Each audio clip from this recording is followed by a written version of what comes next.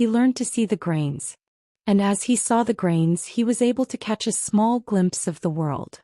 Muyang's movements slowed down further, and in the midst of it he found himself able to see his own grains. It was an indescribable beauty. Two of them were wound together like thick threads of rope, one as a human and the other as a dakibi with the power of Azura. And the moment Muyang saw them, he was able to take it step further and was able to affect space and time. Another horn grew. A change in form. However, horns weren't the only thing that changed. The world. Muyang looked around. Everything moved in slow motion. Was this the world Kingslayer usually saw? With his two horns he stayed in a world that was 4 times slower. He was leagues behind Kingslayer's ability. With my current body, 1 minute is the limit. However, he couldn't permanently be in that state of space and time, nor could he decelerate the world to Kingslayer's level. At most about a minute. It was due to his magic powers being drained so severely. So Muyang touched the other side of the grains. Precisely his grains as a human. Surprisingly, when he chose it, the horns retracted. His skin color changed and he changed into a familiar form. Human. He had regained his human form. From then on, Muyang was able to choose his own form.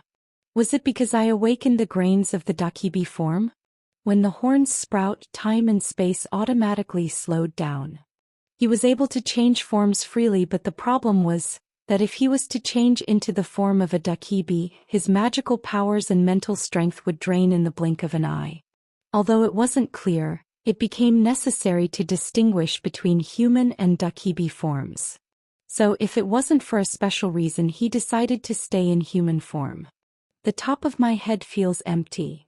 Since Muyang was originally a human being, it shouldn't feel awkward, but for some reason his head felt a bit empty when the horns disappeared. Blarg. And when exactly 1 minute passed, he was forced into his human form as all his gastric fluids reversed. He dropped to the floor and shook his body like a leper. Even for Muyang it was unbearable, so that explained everything. Every time he experienced a slower world, severe panic overcame him. And to get used to it he needed time. When 2 weeks had passed, Muyang left the demon god's territory. Twilight Village. A place well known for seclusion. There weren't people who were that strong, but right behind it there was an endless cliff, and due to that peculiar beauty quite a lot of people stayed there. Disordered Terror was heading towards an unnamed mountain range nearby. Muyang's goal was to find the Disordered Terror. It was doubtful whether or not it would follow him, but if Muyang was to stop his madness, there was still a possibility for the authority of death to be properly activated and for it to become his subject. If it was the same case as Baltan, it would have considerable power. Baltan, who could be considered weak, was able to gain infinite potential through the authority of death. The guardian of a territory. He had already seen a case like this, so how could he give up? Once he knew that the source was a lich, he couldn't pass it up. Above all, there was a chance that the lich was not a normal lich. A monster considered to be a one-man army. Many said that one lich had the power of a small city. If it was to follow Muyang, it would play a big part in enduring the devil's long night. And as he entered the mountain range, a message popped up. Indeed, it kindly informed him of the Disordered Terror's goal and a strategy to defeat it. It was probably the influence of the authority of death. However, the method was tricky. I need to get rid of the undead and the tumors at the same time. The number of tumors was fixed to 5, but the undead were different. If there were living creatures around it, undead could be created infinitely. This meant that he'd have to remove the undead and tumors first, then attack the main body. So if he wanted to stop the undead from being created, he'd have to stop by Twilight Village first. If Muyang's memory served him right, Twilight Village was quite formidable. It would not have been attacked already. I need to join the townspeople. Muyang thought simply. That it would just be an extension of the war between the dwarves and Dark Dragon Barca. It would go a bit differently, but the dwarves were changed to humans and Dark Dragon Barca was the Disordered Terror, that was all. Asterisk asterisk asterisk. Everyone looked at Muyang warily. That was to be expected. In these conditions, who would welcome a stranger who suddenly arrived? It was to an extent that even though they needed help, no one had reached this place. Powerful guilds and clans? They were silent from the get-go. The dangerousness of the disordered terror. It was because they were especially well aware of the risk of a sudden death. They were rather wanting it to explode here. Where are you from? I need to know why you came all the way here. You are scared. In a small log cabin, Muyang sat comfortably in a chair. The chair and the entire house were sprinkled with holy water. If Muyang was an undead, his entire body would have burned or would suffer pain. The atmosphere was akin to that of an interrogation, but he didn't care. Thump. The man that asked him the question, the veins of his neck bulged. Are you an informant of a large guild? They want us to die with the enemy. I already know everything. If you're trying to use us to do something, I came to warn you. Muyang cut him off. They were isolated for more than a month. It was obvious for their distrust to grow in a period where their comrades became undead and attacked them, and powerful guilds stayed silent. However, even that had nothing to do with Muyang. From the beginning, Muyang didn't come here to help them. Just keep quiet and stay put. What? The man's eye twitched. Muyang spoke as he looked towards the mountain range. That's my prey. The disordered terror. Only Muyang could take down it. Muyang came to this place so that they wouldn't act recklessly. It was to stop the unnecessary increase of undead. All the living creatures inside the mountain would probably be eaten by now. Just this place is left. On his way here, there were only undead. The last target of the disordered terror was just this twilight village. So it was best for him to move alone. If there was something different this time than the castle war, it was this. It was good to fight together, but if the number of enemies was to increase due to this, wouldn't it be useless? At the same time, the crowd that looked at Muyang started to murmur. Does it mean he came to hunt the disordered terror? Who is he? A soldier. He doesn't seem like he's from a guild or a clan. But Muyang didn't care, he just clearly expressed his will. Don't leave the village without a reason. If you do, the number of enemies will just increase. You guys are of no help. Each word was like an arrow to their hearts. But it was the truth. Those who seemed strong had died already. Currently, there were about 1,500 people left in the village. When you think about the 3,000 people who were originally here, it was reduced by half. Even more, within that half, most men from the village were included. Even the aces who were staying low. All he did was take a quick look around, but he was still able to see that the man in front of him was an ace among those who were left. Ha, you are speaking nonsense. I don't want to hear such words from an outsider. We have survived over a month against their attack. On top of that, grind. The man ground his teeth. Without the certainty that you can take down that monster, we can't stop our activities just because an outsider says so. All the village supplies ran out. Are you telling us to just stay here and starve to death? They believed it was better to die fighting than to die starving. However, Muyang shook his head. From the corpse which Muyang brought, it seemed like half died from trying to leave the village. A reckless death. Nothing more or nothing less. Things might have been different if the whole village tried their best to escape, but at this rate there would never be a solution. That was why he said they were scared. Terror. Disordered terror. Like the name, it seemed like it had influenced them. Muyang took out a talisman from his infinity pouch. When he shook the talisman once, strips of jerky began to endlessly pour onto the ground. I will give you food to live off for a month. What you need to do is to make the wall thicker and protect the village. Also, you need to hand over the information you have about the disordered terror. There should be stacks of records you have kept until now, right? The man gulped his saliva as he looked at the jerkies that were piled on the ground. Everyone was starving. If they gained that food, the current situation of the village would get better right away. If this situation continued any further, there was also a possibility that it would lead to cannibalism. The man looked at Muyang. I will see your skills to see if you really can hunt the disordered terror. If you can't, You will need to leave all your food and get out of here. Eyes glistening with greed. They were words they wouldn't speak of if they knew how Muyang went over the mountain range. It was because their hunger had even paralyzed their reason. Muyang nodded his head without hesitation. Instead, it was what he wanted. When there was a spot prepared for him to go wild, Muyang wasn't the type to stay still. Blaze.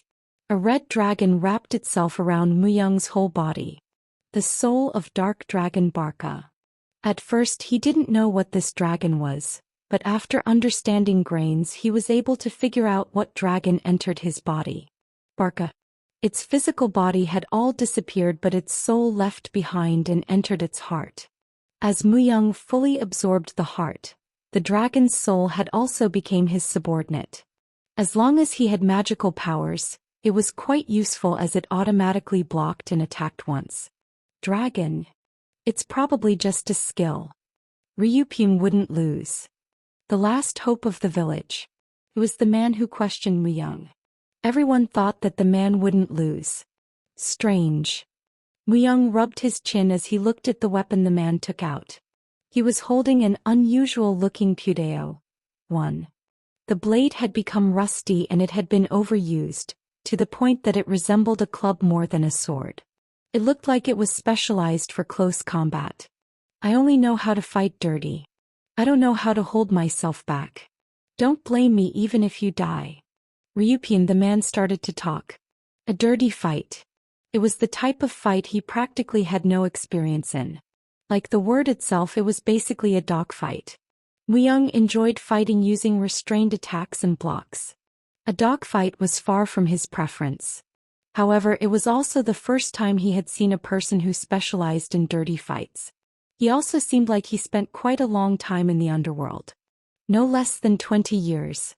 Muyang thought he might have arrived at a point when the humans were starting to protect their territory. No matter how starved he was, his eyes shifted to find Muyang's weakness. He was certain that he was an expert. Muyang shrugged his shoulders. I learned a few things here and there. I won't kill you. He spoke as if it was not a big deal. He wasn't going to kill him, since he needed a person to control the village. Swoosh. Muyang took out anguish. From binging, the strengthened anguish sparkled as it was reflected by light. I probably need to take an eye. Of course, Muyang had no intentions of letting him slide. The eyes that glistened with greed. Muyang was planning to take one of his eyes as compensation. 1. Padao/Pudeo. An etched infantry weapon. Ryupin held the Pazeo in a reverse grip and flew towards him. He had the confidence that he could never lose in close combat. Muyang held Anguish at a diagonal slant. Bang! When Anguish's blade touched the Pazeo, an explosion occurred with a thick cloud of smoke. It was a sword destruction skill. However, Anguish was completely fine as the smoke lifted. Not a single mark was created. Swish! Ryupin placed a hand on the ground, twisted his body, and tried to attack at an angle that wasn't expected at all. One of the top 1%. Ryupin had the skills to be one of the top 1%. Even more, since the element of dirty fighting was added, it was quite difficult. However, that was before Muyang could see the grains. Was this what they called, all flows become one? His will to attack was also the same. No matter what attack it was. And it was hard to say that the top 1% was truly worth being called the strong. There were too many in number and there was a much greater gap compared to those who were at a higher level. Muyang raised his left arm. Azura King's left arm. Up until now he refrained from using it to control his strength, but now this wasn't necessary. The corners of Ryupin's mouth went up as he approached Muyang from all around by stepping on the ground as if he was dancing. He was certain of his victory. In Ryupin's eyes, Muyang seemed to be having difficulty just trying to block his attacks. However, when Muyang raised his left arm, that illusion instantly died down. Plang! Muyang's left arm accurately punched Ryupin's abdomen. He barely blocked it using the Pazeo, but that was all. He couldn't defend against the strength of the blow. Like a spring, his body bounced off and Ryupin was slammed into the building's wall. Having a strength of 300 was the standard for the top rank. A fist with that much strength struck with maximum efficiency. It was obvious for a result like this to happen. Cough. Ryupyun coughed up blood. Within the rubble of a collapsed building, he looked as if he couldn't believe what had happened. Just one strike. It was bulky and truly a powerful blow. I still have a long way to go. There was no way he would just let go of a prey he caught. Myung only knew how to kill his enemies. And after realizing and becoming acquainted with grains, Ryupyun was a quite decent opponent he had encountered. To just end it like this, it seemed a bit dull. Ha. Ha. Ryupyun came out of the rubbles as he felt self-conscious. Due to the pieces of wood being stuck in his skin, blood poured out. Ryupyun shivered his body as he felt Myung's excitement pouring out. Lion. No, he's a dragon. A dragon was currently trying to eat him up with its mouth open in hunger. With an exchange of one blow he could feel their difference. Myung was just watching Ryupyun's cute tricks. Fuck. But he didn't even have time to continue his thoughts. Myung instantly moved and Ryupyun blocked another attack of Myung's as he clenched his teeth. But like last time, that was all he could do as Myung's power crashed down on him. Clang. The Paseo shattered.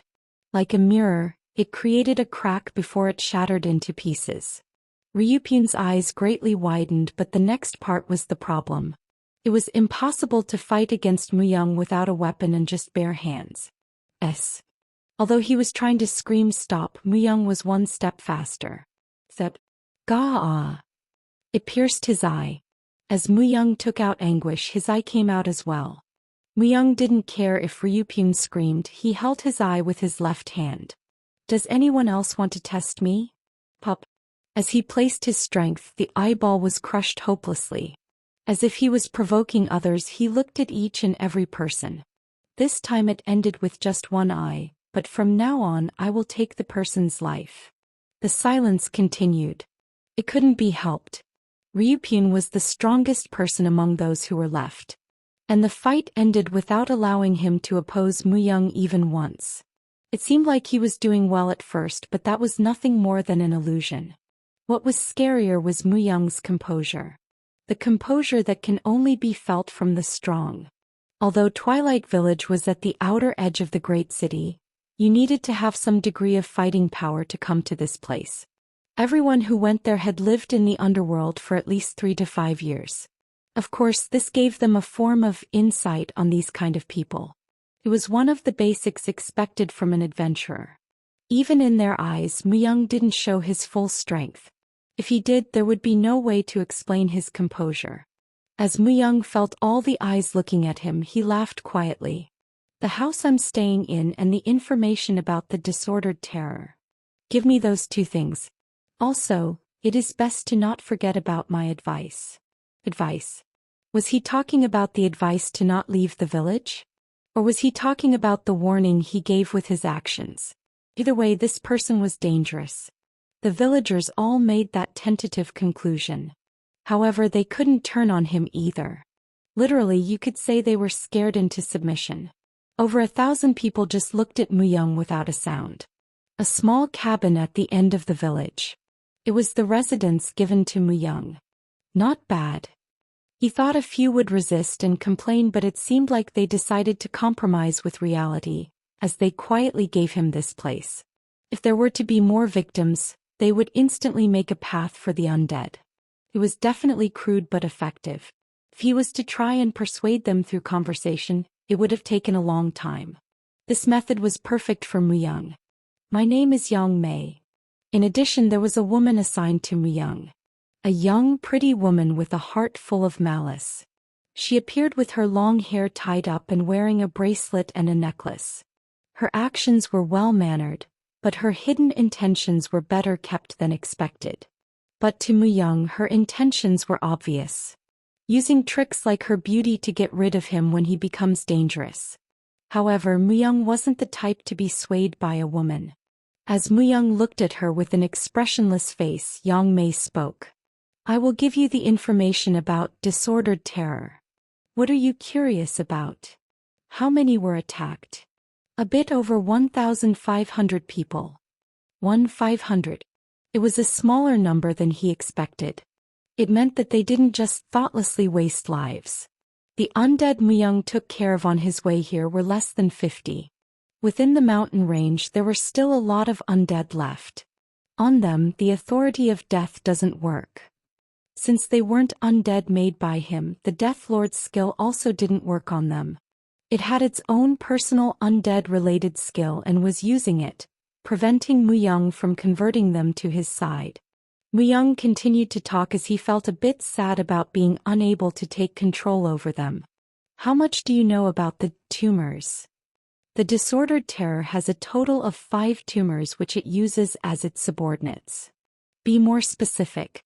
The tumors are like a huge assembly of strength that came out of the disordered terror's body. So that's how the 5 tumors were produced, and all 5 tumors had shown different characteristics and movements. May closed her eyes gently. It was a very coquettish behavior and it seemed very natural. It didn't seem like she made calculated moves. In Muyang's eyes, May fundamentally had the tendency of a well. It meant it would be hard to come out of loving her once men fell in love. It would have been her nature and she might have come to this secluded place, the Twilight Village, as it became too tiring for her. While looking at Muyang, who wasn't swayed at all by her, May made a look as if it was unexpected. Then she got very serious and spoke. 3 tumors are offensive. They endlessly coughed up a lump of flesh and produced dust explosions. The other 2 are called malignant tumor and defensive tumor. The defensive tumor protected the parent, the disordered terror, and the malignant tumor controls the 3 offensive tumors. Did it mean they weren't simple tumors? The information May gave him was extensive. You know more detail than I expected. They were all discovered by risking lives. On top of that, we also have connections to a few guilds. May spoke sadly. These few guilds actually went on an expedition into the mountain range. However, they couldn't even properly attack one offensive tumor. But there was a good reason. The problem is the malignant tumor. It spurts out spore-like things which contain poison and can limit the magical powers of others. People with low resistance couldn't even closely approach it. However, if you can get rid of the malignant tumor, the rest of the offensive tumors should be easy. In reality, the malignant tumor basically takes on the role of its parent. It seemed like it would be more difficult to manage them. For a mere spirit, the disordered terror, to have this much fighting power. It's beyond my expectation. As it became harder, Muyang got more excited. If he ripped off the madness from Bei Sungmin, it would become entirely his. It was plain as the nose on his face that it would become a great help. However, there was something that was bothering him. All of the guilds have given up. Was this really true? If the Twilight villagers knew this much information, other huge groups or those who are interested in this would already know everything. And the malignant tumor was quite an attractive monster. Would there really be no way to use it instead of just getting rid of it? There is. Muyang remembered the path he walked. Numerous traces were mixed, but that doesn't mean it could escape Muyang's eyes. There was clearly one. People who escaped everyone's eyes and used all kinds of traces as a shield. At least 3 places. They were never trying to help Twilight Village. They all moved for their own gain. They are probably after the parent or the malignant tumor. Muyang nodded his head and made a tentative conclusion. There were at least 3 places and they were poking around Muyang's prey. It's my prey. Muyang had no plans of getting it stolen. Was there any sign before this happened? It should have started from the great city, but why is it here? And information was power.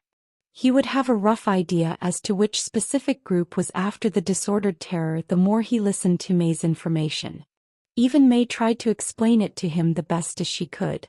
It was because she realized that Muyang's true intentions were about the disordered terror.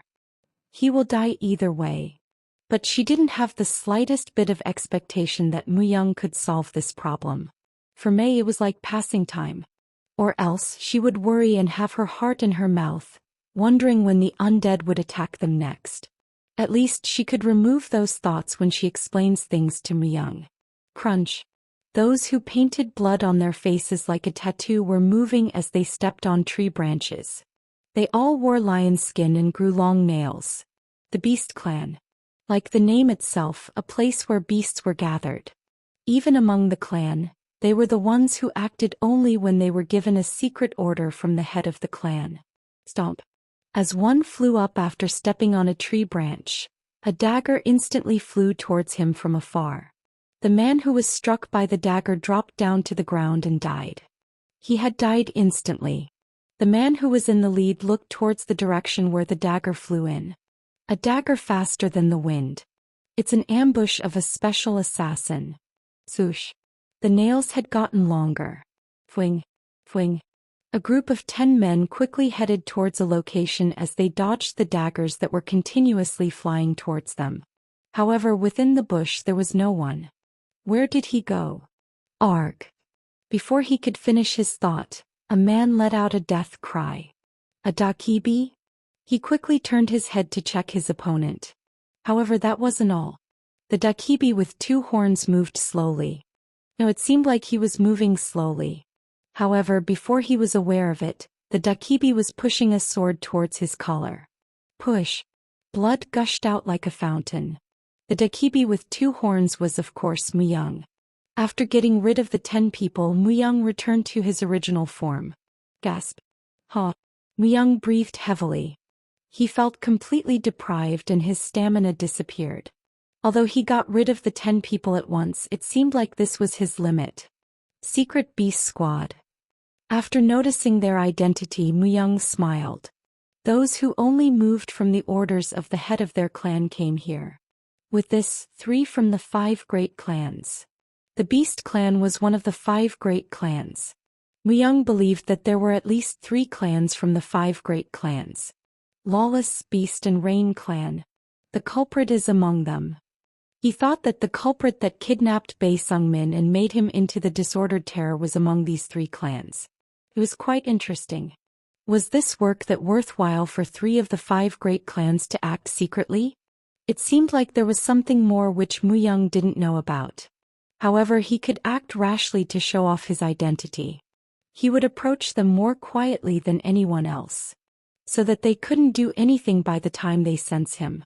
Art of Death. From the tips of Muyang's hand, a dark energy stretched out. Afterwards, it permeated into the 10 corpses and the corpses got up and became undead. It wasn't just the Disordered Terror that could make and control undead. Muyang as well, rather you could say Muyang was his senior in this field. Let's see if you are a step above me. Undead versus undead. Either way, the Lawless, Beast and Rain clan would only be Muyang's prey. In the end, you could say that the fight is between Muyang and the Disordered Terror. It was quite an interesting composition. Plus the Beast's Summit Cultivation Technique. Plus Tracking Expert. Plus Enhanced Senses. Plus Fast Movement. Then the finished undead of 10 slyly and quietly walked towards Muyang. Like masters from a clan, they all had polished their cultivation techniques. Most people, including Muyang, used magical power. These people, however, learned cultivation techniques to harness qi, and use it as a substitute for magical powers. If it was 3 sexagenary cycles, it meant they had a total of 180 years of cultivated qi and were at the level of superior masters. Even with these powerhouses, they couldn't be all of it. Muyang summoned the rest of the undead at once. Soon around 100 undead appeared behind Muyang. I should be able to balance the strength with this much undead. The warriors from the clans might consider them as the same undead, but he had to see if the Disordered Terror would see them as its own. Unlike the Disordered Terror that revived whatever it consumes, Muyang's undead had class. Muyang didn't create undead out of anything. Because no matter how good the material was, if the art score was low, it had low efficiency, therefore he always needed some sort of standard. On the other hand, the Disordered Terror made undead every time it made a corpse. It was a fight between quality and quantity. Swordbone Trio. And although they weren't among the undead he summoned, he had the existence of the 3 that would increase his quality. Those who were killed by Kingslayer. Among them, Sword One was one of the top 10 humans. As Kingslayer knew of Muyang's powers, he didn't greatly damage the dead body. Instead, as if it was his parting gift, he left it in front of Muyang before he disappeared. The problem is that it's too strong. The Sword Bone Trio, especially Sword 1, was strong. It was the most exceptional undead out of all his creations, and this was wrong in terms of fairness. After making Sword 1 into an undead, Muyang realized the limits of Art of Death skill for the first time. Plus martial emperor cultivation technique that has reached the realm of sword masters. Plus Xuanpa, resonance of a sword, swordsmanship of the martial emperor, and revert skill are usable. Plus the one that sees the extremes of swords. Devil. Muyang had created a devil. It was the first time he realized that the Art of Death skill can make other species. He also realized its limit, but this was due to a great difference in their strength. To summon Sword 1, he needed to give up his stat and a sacrifice. Of course, he was worth more than the things Muyang needed to give up, strong beyond measure. He could even face a decent dragon. However, it was irrational to give them up right now. Pure stats and a rank equipment were both too good to give away. Like it says, I might only be able to summon him. He needed to be suspicious and careful. There was a possibility that he would only just be able to summon it, but to make him move he might need something else. So Sword 1 was his last bastion. Something that could turn whatever situation around. Wipe out everything in our surroundings. The undead moved. Muyang released his undead and hid on the other side of the forest. He wasn't interested in weaklings. Muyang was only determined to hunt the real thing. Asterisk. Plong. The disordered terror arrived. The mountain shook greatly and the resulting echoes reverberated. However, the things stuck inside were constantly tormenting the disordered terror. In the end, the disordered terror gave all of its authority to the malignant tumor, as it could only focus on controlling the things inside. There were a total of 2 things stuck inside it. The mind of the body's real owner was still alive. However, the bigger problem was the thing that the humans placed inside the owner's heart. But the disordered terror resisted. The intense collision generated a power of great chaos. During the struggle, 5 tumors were generated, and yet still the power of great chaos hadn't been controlled. The disordered terror devoted and focused all its power on trying to correct itself. It was the existence that gave terror. The ancient spirit that ate a world tree and exhibited powers of a half-god. An item that humans placed cannot suppress it. Brr. Then the malignant tumor reacted.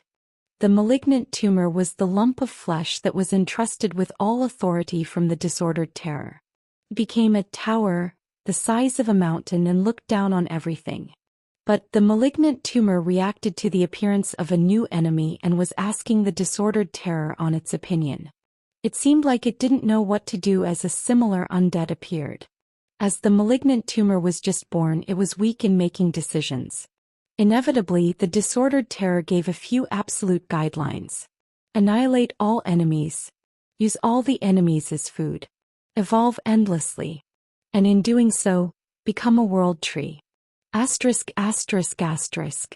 Muyang, who had released his undead and spoke of the chaos, was also moving busily.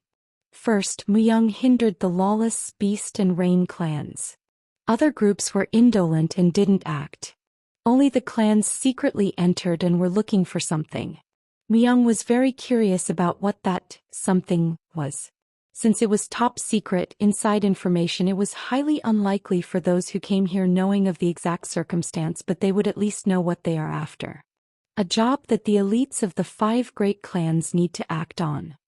All the people who were gathered on this mountain were elites. Top elites who wouldn't act unless it was a top priority concern. The elites who receive special privileges and only follow the orders of the head, the master of the clan. Quite a few of these teams were sent by each clan.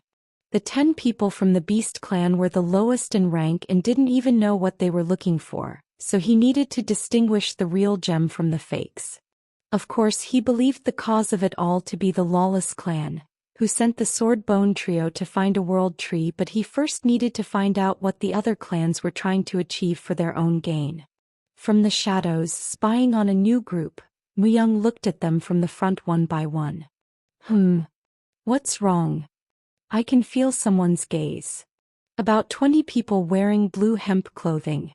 Among them, the man in front stopped walking. Then all 20 people held their breath and even slowed their heartbeat. There was only silence, and when Muyang recognized them, he knitted his brows. The shoulder part of the hemp clothing had 3 blue dragons overlapped like a mapi. 1. The Rain's invincible force. The 3 groups that were the best of the Rain clan were gathered. The Rain's invincible force was among these 3. I never expected for them to even send the Rain's invincible force. They even had the authority to use force on their own clansmen in case of an emergency. If they didn't think it was right, they even had a strong authority to ignore the head of the clan's orders. Why would they appear at this place? Were they not concerned about the possible explosion of the disordered terror? Through Muyang's mind, like a seam that flickered, he felt a strong vibe that the strong men were reluctant to face the disordered terror. It was because the disordered terror was dividing in real time and they didn't know when it would explode. If it was to explode, a land the size of the great city would be annihilated. Unless they were near the top 10 humans, there would be no way for them to survive the blast. So they drove the disordered terror to this place and waited for it to self-explode. From Yang Mei's explanation, he knew it as so. It's strange. Should we search the surroundings? No. That tower could be the cause. Since that unpleasant tower is watching us. A man called the Big Master looked at the tower of flesh from afar. The lump of flesh that continued to grow was the malignant tumor. Few thousands of undead surrounded it, and the 3 offensive tumors were also blocking the path to it. It is us, the Rain clan, who must take care of this situation. Before other guilds notice, we need to continuously move. The Rain's invincible force started to move again without a sound. Muyang followed their trail. It's impossible to face them at once. And he objectively judged their fighting power. 9:1. It was his chance of winning if he was to fight them all at once. Of course, the one was him. It was irrational to face the 20 people altogether. If he was to face 10 people, the ratio would decrease to 6-4. To increase Muyang's win rate to 9.3 was the appropriate number of people. That was how great their levels were compared to the 10 people from the Beast clan. Divide and conquer. But among these scenarios, the best way was, of course, 1 versus 1. If it wasn't for the Big Master, he had a 100% win rate in a 1 versus 1 fight. Muyang liked challenges, but he liked victories that were certain that much more. After calculating all possible scenarios, Muyang nodded his head. After one person disappears, their level of alertness will instantly steep. The Rain's invincible force would instantly gather and be cautious of their surroundings, and it would be that much difficult to get a second chance. However, he needed one person for now. Also, even if they were alert, if he had time, he would be able to go between the gap and get a chance. Muyang hid within the darkness and continued to track their trail. Push. Blood gushed out. He covered his lips and stabbed the back. After following them for 30 hours, the Rain's invincible force separated and went to complete their tasks. Muyang was after that chance. Muyang then dragged the man to a secluded place and used his art of death skill. Living corpse. Before the man died, Muyang made him into a living corpse. As he left his vocal organs alive, it was also possible for him to talk. He should at least know some basic information. The Rain's invincible force. The Big Master would know of all the information, but the members at this place were all people of virtue. They wouldn't have participated in something this big without any information. Why is the Rain clan after the disordered terror? The man that became a living corpse slowly opened his mouth. Release, man. Muyang moved his eyebrows once more. Talisman. An item that is necessary to perform a true miracle. It was an item used to produce divine energy. To think that they were after a talisman. He thought he heard him wrong. The talisman was an item that didn't lack anything to be called legendary. The man spoke of it. From his infinity pouch, Muyang took out an item that was the shape of a small cloud. The little wish. He still had a small wish left. If a talisman was added to the little wish, it might be possible for him to receive a true wish. A talisman had that much worth. It's understandable for the clans to send their elites. After grasping the before and after of the situation, Muyang couldn't help but chuckle. For it to be a talisman. If it was known, not just the 5 great clans but the 9 guilds and the 100,000 priests of the holy city Mulalin would all participate. Since all of the priests in the holy city wouldn't want them to create a true wish. That talisman was currently in the disordered terror. Muyang clenched his fists tightly. Another reason why I need to capture it at all cost. 1. Maybe. It is sort of like a badge-like item that was used in Korea long ago for officials to borrow horse when they went to another place. It has a picture of horses overlapping each other. The talisman was at the place where the disordered terror was created. The disordered terror took the talisman and escaped. And when the other clans became aware of this truth, they sent their forces in secret. As 3 clans have already arrived at this place, it meant that there was a chance for many more strong people to come to this place as time passed. At least the results were certain through this process. However, a talisman's power is a power that cleanses evil. That was something he couldn't understand. Undead have some relation to darkness. The disordered terror's an embodiment of the element, but darkness is the complete opposite of the talisman's powers. How was it able to solve this problem and exhibit its true strength? Division. The tumors. By coughing up 5 tumors, it emptied its main body. It was to completely focus on suppressing the talisman's strength. After reaching this thought, Muyang couldn't help but knit his brows. If the disordered terror was to really suppress the talisman's powers, it might truly gain the power of a demigod. This might become the starting place of the great calamity that only existed in literature. On top, it would also be impossible for Muyang to claim Baesungmin. Follow me. I understand. One living corpse of the Rain's invincible force was now on Muyang's side. By now they would have realized that one of their members had disappeared and would have strengthened their guard. Muyang turned around and walked. Muyang's widened eyes sunk deeply. The malignant tumor followed the orders it received from the main body, its mother. To kill all enemies and to evolve using them as food. However, for the first time the malignant tumor felt curious. It was born with all the powers of darkness. It created undead out of those it killed and ordered them around as it expanded its territory. But a new type of undead appeared. He didn't know where they came from. They just suddenly appeared and indiscriminately destroyed the undead it created and moved forward. Suddenly it became curious. Who would be stronger? The undead at the outer edges were all weak. But in the inner parts where the malignant tumor was located, the level of undead greatly steeped. Even in number it had dozens more undead. Out of 100 undead, it might not find any of them strong enough for the position. However, evolution is about giving up quantity and seeking quality. The malignant tumor wanted to check which undead were stronger with the same condition. And if the newly appeared undead were stronger, it wanted to absorb their advantages and make them its own strength. The malignant tumor spurted out spores. Numerous spores reached the ground and ordered the undead. Stop them.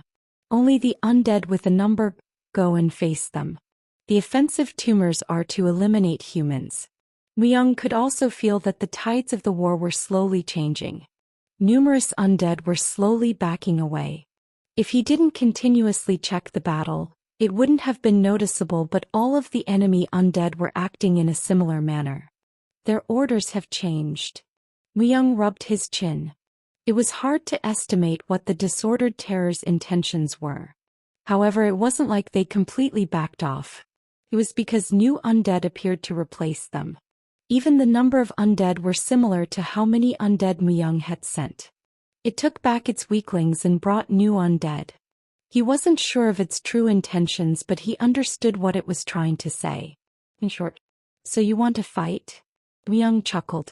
Not a child, but for a monster from the underworld to act this way, it was not expected at all. All humans and monsters acted only to win. In its situation, the best way was for it to use numerous undead, attack them at once and end it. However, it wanted an equal fight. Quite a funny one. It challenged Muyang with the same number of undead. Challenged Muyang, who had succeeded to become the Death Lord, a Lord class. It seemed like the disordered terror couldn't resist the challenge to its necromantic ability. As long as Muyang used the strength of his Death Lord class, there was no way for them to have an equal fight. Even so, it wanted a fight. It was so obvious that he was suspicious for a moment, but it didn't seem like a high-level strategy or tactic.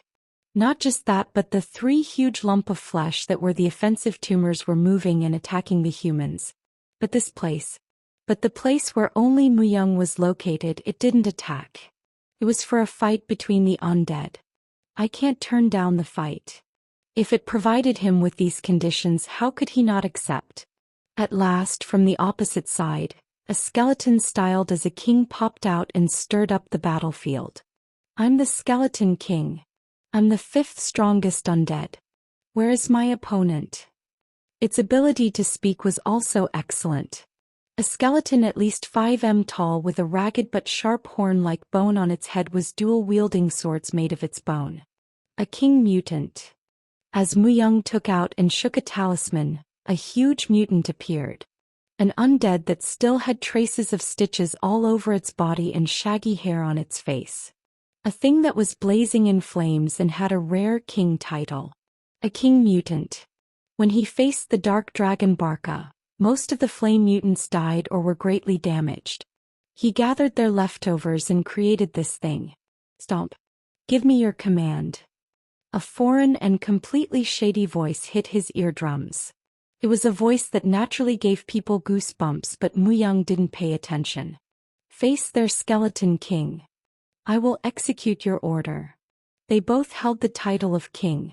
Typically, they both would have equal strength, but the authority of the Death Lord wasn't ordinary at all. Thump, thump. The king mutant approached. 5th, it says. It meant there were 4 stronger than it. Muyang looked at all his cards. The king mutant Heidegger, the evil spirit predator, sword 2 and sword 3. He couldn't recklessly use sword 1 due to his restrictions, so the number was a perfect fit. Single combat. This is quite interesting. The evil spirit predator Taken, who stood beside him, laughed. You might have to fight, so get ready. Wouldn't it be easier if you sent me out first? I can destroy that bonehead in a slice. It seems as though you've forgotten your recent death and subsequent revival. Taken shut his mouth. It was because he still remembered how he was destroyed by Sword 1. If it wasn't for Muyang, he would have just died. It was truly a humiliating event, and was why he couldn't say anything about what had happened. Ahem. Either way, if you sent me out, things would be easier. That thing's barely worthy to be called an undead can't be me, the evil spirit predator's opponent. Even though he almost got destroyed, he still talked big. At that moment, Wuhi twirled and went on top of Muyang's shoulder. It had its arms and legs sliced off and had just its eyes open. No. Were they closed? Well, it was that shabby anyhow. Woo-hee-hee. Shut up, you noisy fairy. Did you forget how Wuhi found and brought you your arms and legs? I was going to leave them to be buried in the snow, but since you seemed so pitiful, Wuhi generously found them for you. Right, husband? Quiet. Yes. Muyang silenced everyone around him and at the same time watched the battle. The fight between the Skeleton King and the King Mutant had started. The King Mutant assembled from all of the Avengers. Past relationships that had originated with Wang Chunglin, he had gathered all of their strength. Honestly, this was the first time Muyang had truly used the King Mutant. He wondered what sort of fight it would show off. He was quite eager. Behind the King Mutant, a huge shadow appeared. The shadow created smaller versions of itself. They're still fake. It isn't enough to face me, a Skeleton King. The Skeleton King went wild. Its 2 huge swords sliced a shadow every time it moved.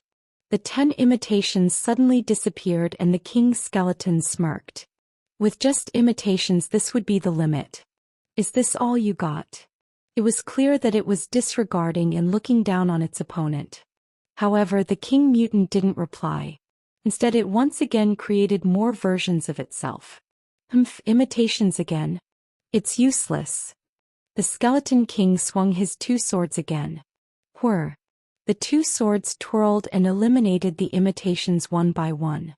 When it did, the king mutant created more versions of itself once again. It continued to maintain 10 imitations. It was to the point where it was questionable as to why it kept creating imitations that didn't work. But it's strange. The skeleton king couldn't help but become cautious as he continued to eliminate its imitations. It didn't seem like it had any effect even if he removed its imitations. So, Skeleton King averted his gaze from the shadows and looked past them. The main body. If it was to eliminate the main body, the imitations would also become useless. Zing zing. Sparks flew up from the Skeleton King's sword. With fiery flames, it charged towards the King Mutant and sliced at its neck. Slash. The King Mutant's body fell. It really sucks. It had some expectations, but the King Mutant's skills were awful. It was enough to make it feel embarrassed for sharing the King title. But afterwards, something surprising happened. Stomp. The King Mutant stood back up with its head reattached before the Skeleton King knew it. Revival. The Skeleton King felt it was odd. It was sure the King Mutant died, but it still came back to life. Grah. The King Mutant let out a horrible shriek as it ran towards the Skeleton King. Thump. Clang. It became stronger. After its revival, it became stronger. There was also something else that was odd. The 10 shadows became 9. The edges of Muyang's lips subtly went up.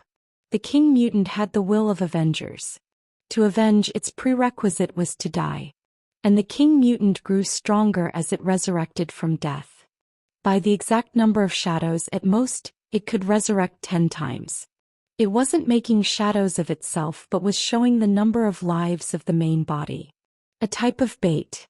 It seems like for the Skeleton King, its limit was the 5th resurrection. The King Mutant revived after dying for the 5th time. Are you immortal? This is impossible. The Skeleton King was appalled.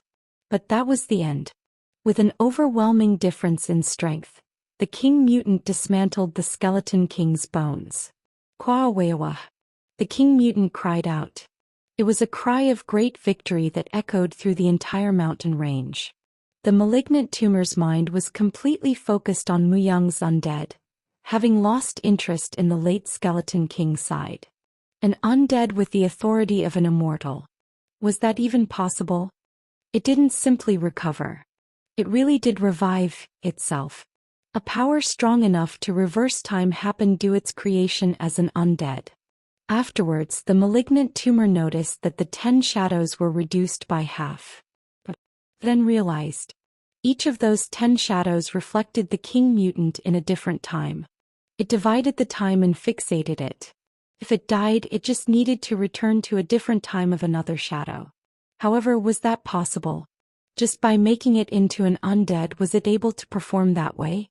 It was beyond its imaginations. The malignant tumor became confused.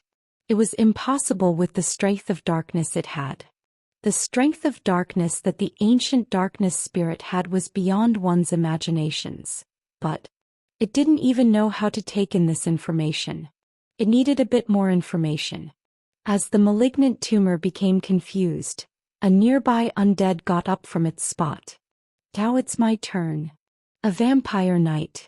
A knight of blood walked up as it wore a blood-red cape and helmet.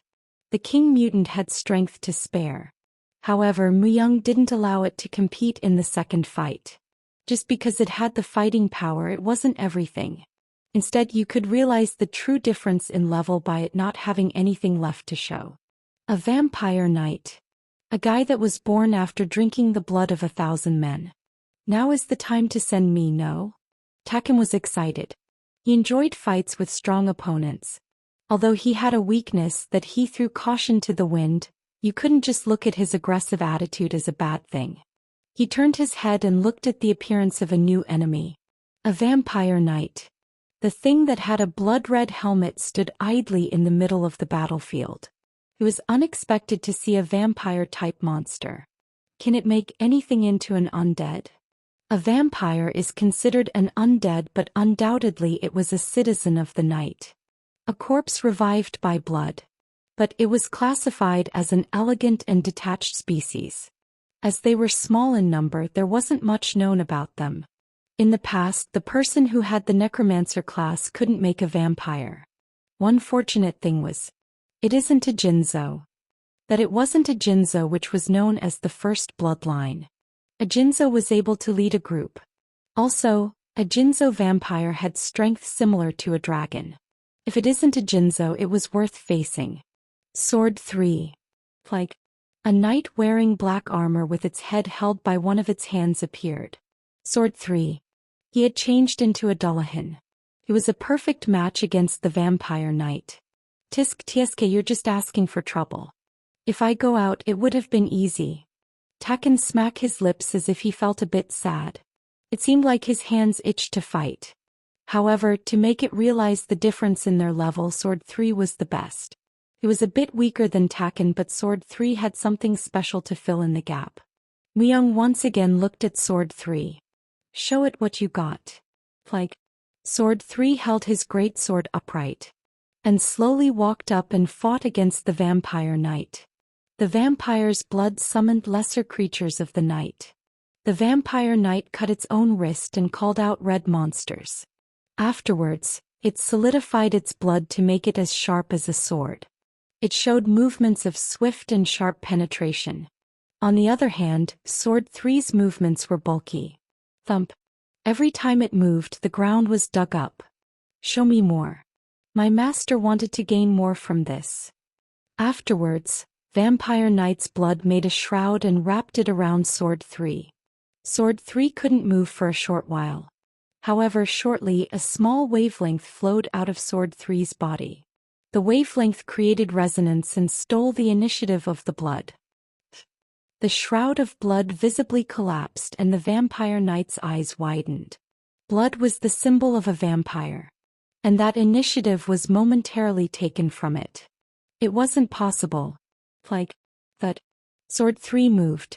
The blood that flew in like a whip and the blood that made a shroud, all aimed for the Vampire Knight. On top of that, even the summoned creatures that attacked Sword 3 lost focus in their eyes and attacked the Vampire Knight. Resonance. You bastard, can you resonate with everything you touch? The Vampire Knight was shocked as it realized his move. Although its speed was awful, it had an amazing defensive power. If it could resonate with everything it touched and control it, you could say it was a hard counter against the vampire. Everything it brought out became its enemy. Not long after, the Vampire Knight's head flew up in the air. An overwhelming victory. Sword 3 came back quietly like the time he first entered and made himself known. The malignant tumor shivered its whole body. Numerous meaningless spores spurted out and spread all over the place. It didn't take long for it to realize that this feeling, this emotion was excitement. Sword 3. The Dullahan left quite an impression. Compared to the King Mutant, it wasn't as miraculous a being, but for an undead to resonate. Resonating could only be done by living things. You couldn't resonate with a dead body. If it was possible, the malignant tumor wouldn't have to use the spores to order around its undead. A major step forward. You could say that it was a result of the necromancer's skill. No, could you even say that those undead were just undead?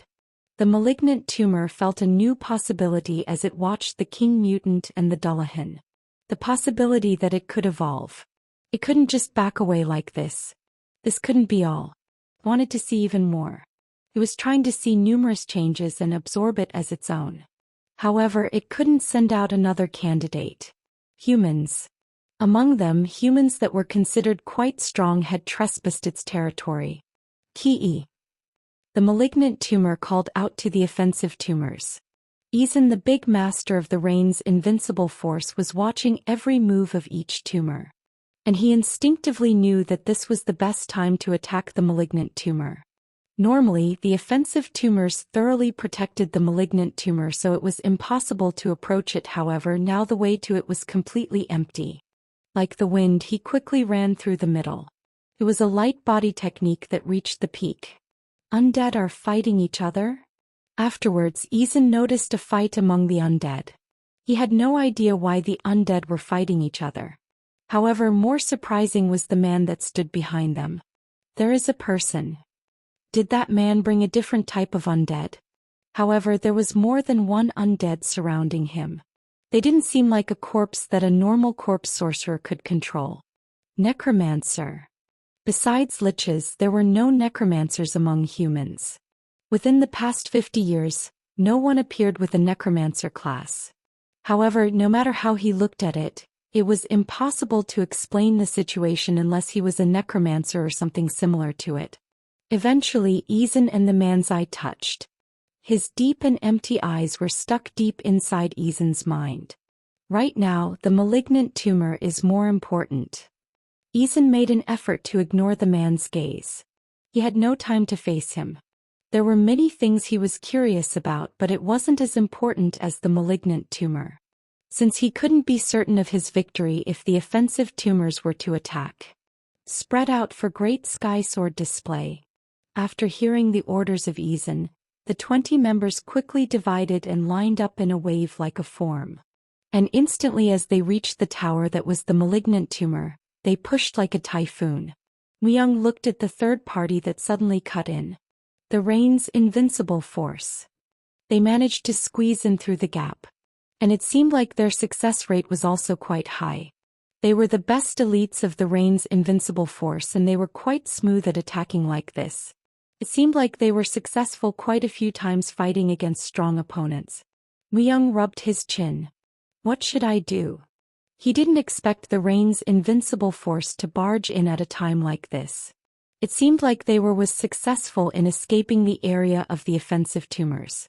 However, there were more defenses besides the 3 offensive tumors that protected the malignant tumor. Other types of undead which fought against Myung not too long ago. There were still 3 more undead that were stronger than the vampire knight. If they were to take too long, they would be exterminated by the offensive tumors. This was a decided future in the sequence. However, if he was to use this chance wisely, he thought he could make the optimum breakthrough. Wasn't there a saying that an enemy of an enemy is your ally? Either way, if he didn't get rid of all the undead and tumors, there was no way to solve the situation with the disordered terror. From what he heard, the disordered terror was close to invincible as long as its creations existed. So he needed to stop the offensive tumors. It was hard to tell if the Rain's invincible force would be able to eliminate the malignant tumor, but if Myung was to help them out a bit, their chances would greatly increase. The 3 lumps of flesh approached as they swept the ground like snakes. I'll change my target. Myung spoke slowly. Taken smiled wickedly as he took out his sword. It seems like my turn has come. Stop the offensive tumors. Not the undead? Taken let out a deep sigh. He wanted to face a new undead and see who was stronger, but things didn't go as he hoped. Swoosh. Myung took out anguish. The lumps of flesh that were the offensive tumors moved quickly and raided their opponents. Their attacks were completely telegraphed, but what if the sizes were a few hundred meters? It becomes the most effective way to annihilate its opponents. Even more, their bodies quickly recovered no matter how many times they were cut. Is he helping us? While Eason was facing the malignant tumor, he turned his head as he heard a loud noise. And the man he just saw was fighting against the offensive tumors. Amazingly, the man and his undead were stopping the 3 offensive tumors. Against the 3 which even the mighty Rain's invincible force faced crisis to a certain degree. However, he kept knitting his brows as if there was something that he didn't like about it. Afterwards, the man left the undead to face the offensive tumors and approached the malignant tumor where the Rain's invincible force was at as if he could fly. An uncertain situation where he wasn't sure if the man was a foe or an ally. If they had to face the malignant tumor and the man, their chances of winning would greatly decrease. Then the man spoke. Try to stay alive on your own. After leaving a questionable declaration, the man stretched out his fist. It seems like I need to get rid of the malignant tumor for them to die. No matter how many times he sliced and cut off their parts, the offensive tumors regenerated once again. It seemed like the offensive tumors would infinitely regenerate if they didn't get rid of the malignant tumor. However, it wasn't impossible to face them. If it wasn't killing but delaying time, didn't he also do it against a dragon? However, there was no end. It didn't seem like the rain's invincible force was producing any actual result against the malignant tumor. It didn't seem like they faced an inhuman opponent like the malignant tumor before. Even though they were helping, they weren't as great as he expected and not a partner he liked. If it goes on like this, it will just be a waste of time. With no other option, Muyang left the undead to take care of the offensive tumors and turned around. He got close to the rain's invincible force and spoke quietly. Try to stay alive on your own. After, he stretched out his left fist and activated the Azura King's breath. Klewo weighing. A huge gust of wind stretched out of his fist. The malignant tumor staggered once and the rain's invincible force quickly made way. However, this wasn't all. The Azura King's breath did little damage to the malignant tumor. It was hard to expect more. Muyang's intention was focused on a completely different goal. As the malignant tumor lost its balance, Muyang swept its base. He couldn't just waste time like this. Up until now, he never used it once, but it didn't seem like he should keep saving in a situation like this. As Muyang opened his mouth, lightning struck down and black clouds swarmed in from the surroundings. Baron. The spirit of destruction, Baron. It was the gift given by the Masters of Darkness when he killed the dark dragon Barca. Although there was a high chance for it to attack the user, there were lots of prey surrounding him. If the rain's invincible force was to fight well against the malignant tumor, he might not have had to use it, but he realized that there was no answer if things just continued like this. Soon a huge sphere of blue light floated in midair. The sphere had well over a few thousand eyes and could look down on everything on the ground. You could say that its existence alone was overwhelming enough. As if the malignant tumor was also curious, in the middle of its tower of flesh, an eye was created. Ping. Clong. Then the few thousand eyes of Baron poured out laser-like attacks. Avoid them. As if he just realized what he meant by, try to stay alive on your own. Izan, the big master of the rain's invincible force, let out an urgent cry. Yes, Baron. Muyang had released the vicious being that destroys everything. Muyang took a big breath in and out. His stamina and mental power were being used rapidly. However, he couldn't just stand there and be absent-minded. If he received few thousand streams of lasers on his bare body, an attack that could be called a natural disaster, his whole body wouldn't survive. Bubble. A shape that seemed like a scaled-down planet, the few thousands of eyes on the shape looked for Muyang. Baron was supposed to find the summoner first. Kyayu. However, an attack from close-up. There would no way for the attack to not reach the malignant tumor. Although it recovered as if it was extremely mad, the malignant tumor spurted out red spores. The red spores flew towards Baron and stuck to it. Plonk. They exploded instantly as they stuck to it. Baron, that was looking for Muyang, couldn't help but hesitate. Although it looked for the summoner first, it couldn't just ignore being attacked. Soon, all the undead made by the malignant tumor and the 3 offensive tumors, all started to move to annihilate Baron. Even though it was only attacked once, the malignant tumor realized that the most dangerous being at this place was Baron. All of Baron's eyes also focused on the malignant tumor. Playing. Pray. Even if it was so, since the area of attack was quite large, it was hard to just spectate. As if meteors had fallen, numerous craters were created all around. It's a relief. Either way, it meant that the summoning of Baron was the right choice. He seemed to understand why it was forbidden. Even if it was the first time he saw it, he realized he needed to use it more carefully.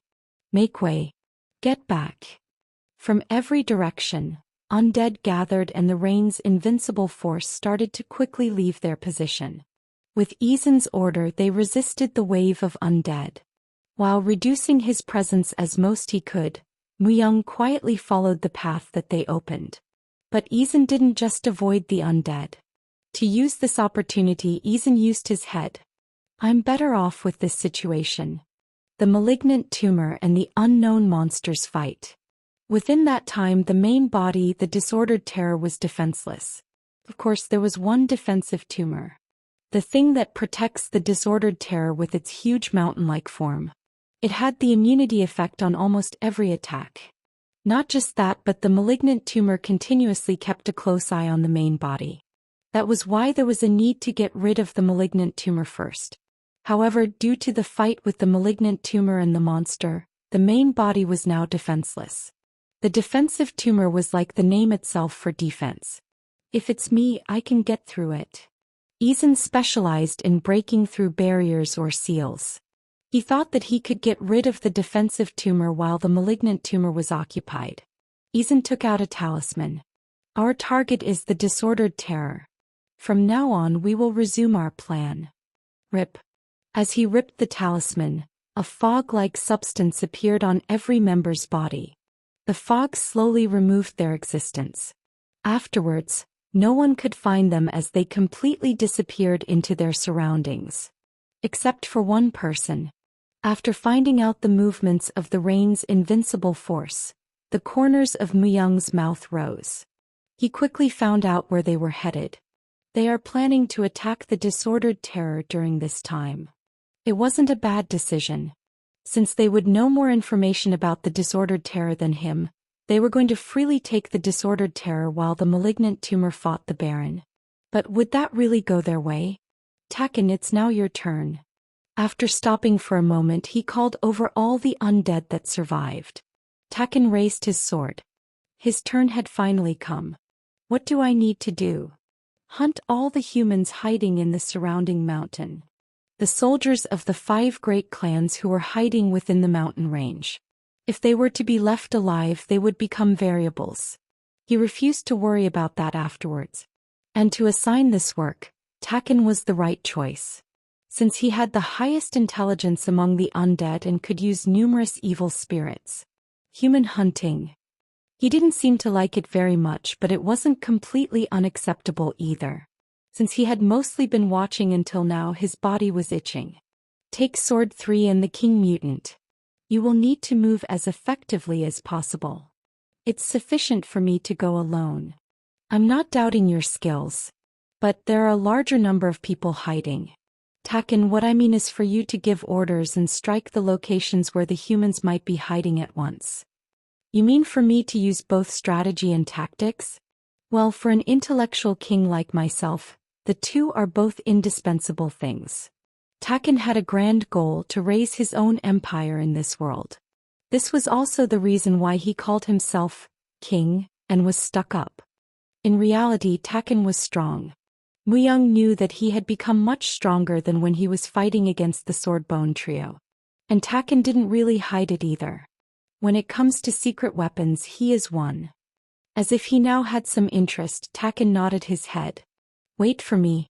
I will hunt down every last one of the humans hiding in the mountains. Within that human range, Muyang was also included, but Taken didn't think Muyang was a human. He thought that the reason why the horns disappeared was a type of side effect. Soon, Taken quickly moved with the King Mutant and Sword 3. Heidegger. Sword 2. You two follow me. Heidegger and Sword 2 also faced a lot of changes. A talisman. The key item needed to make a miracle, an item that can also produce divine energy. At first he thought it was odd for the soldiers of the 5 great clans to show up at this mountain. Even after knowing that the disordered terror was like a bomb that could explode at any minute, they sent their elites and searched for the thing that they were after. He realized that their goal was a talisman. If it was a talisman, it was totally worth the trouble. Rather, if this information was to spread, worst men would come to this mountain. Muyang was most worried about the actions of the holy city Mulalin. Even Muyang didn't know the specifics about Mulalin and their 100,000 priests. They barely involved themselves in foreign relations, and only those who had permission could enter Mulalin. It was a territory of non-aggression and a holy place, so there was no way for Mu Young, an assassin, to request or enter the place. Everything's mine. Either way, the Disordered Terror had a talisman. Since the Disordered Terror's parent was naturally Mu Young's, you could say the Disordered Terror and the talisman were both his. And with high dagger and sword too, it should be enough for Mu Young to attack the Rain's invincible force from behind. Bang! Bang! Rumble! The fight between the malignant tumor and Baron devastated everything in their surroundings. The top ranks of monsters were categorized into 5 stages, and among them, they were both monsters that would be considered to be in the very last one, the 5th stage. As these two monsters they could not be a match against unless they were among the top 10 strongest humans, fought each other, the very first to act were the humans within the mountains. The Lawless, Rain and Beast clans. This is our golden opportunity. We will take back the spirit of the Armful's cradle. The elites of the Lawless clan came here just to take back the spirit. Of course, not the ancient darkness spirit, the Disordered Terror. To suppress the Disordered Terror, they gave it the spirit of the Armful's cradle. From the beginning, the Lawless clan produced the Disordered Terror, but they were also cultivating other spirits.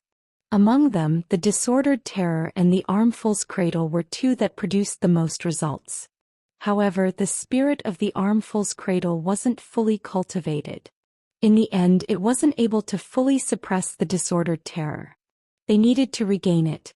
The spirit of the Armful's cradle. To be exact, a talisman. Shade. As they were quickly moving, there was a shadow that suddenly swarmed in from their surroundings.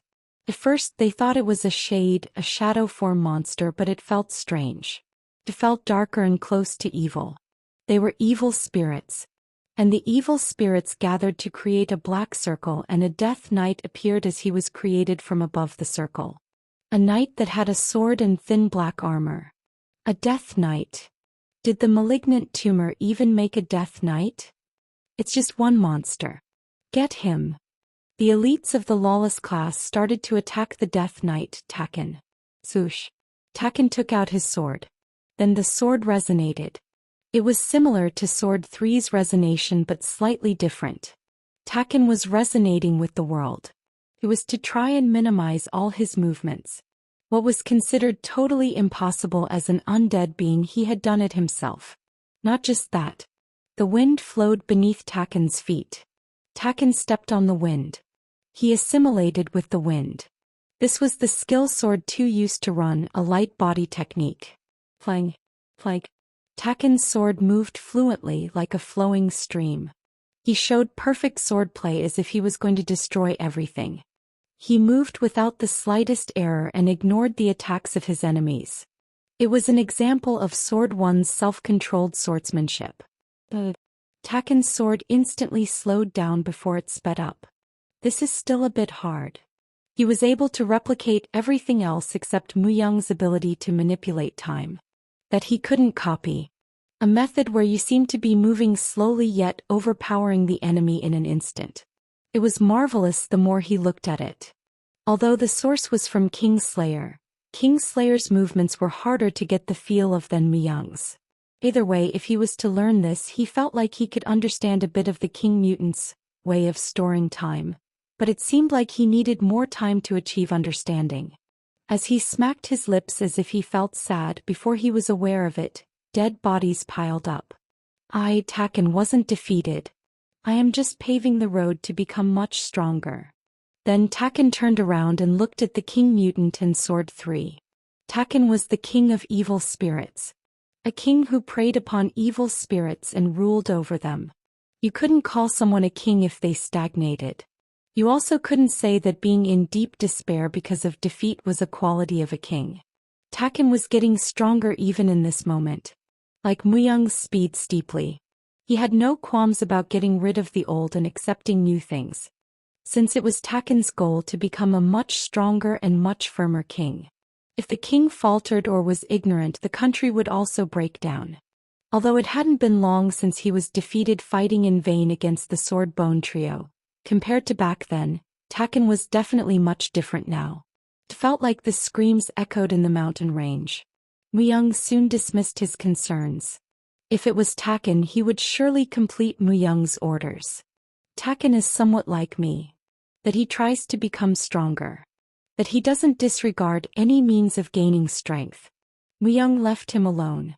After learning from the Sword Bone Trio, Taken even tried to steal his way of controlling grains, but it wasn't something that could be copied even if he saw it. Instead, Taken became anxious and couldn't help but to follow Young. Perhaps he might continue to be a faithful slave for a longer time than Young expected. Young turned his head. Kaiaoha. The defensive tumor, rivaling the size of an entire mountain, screamed out.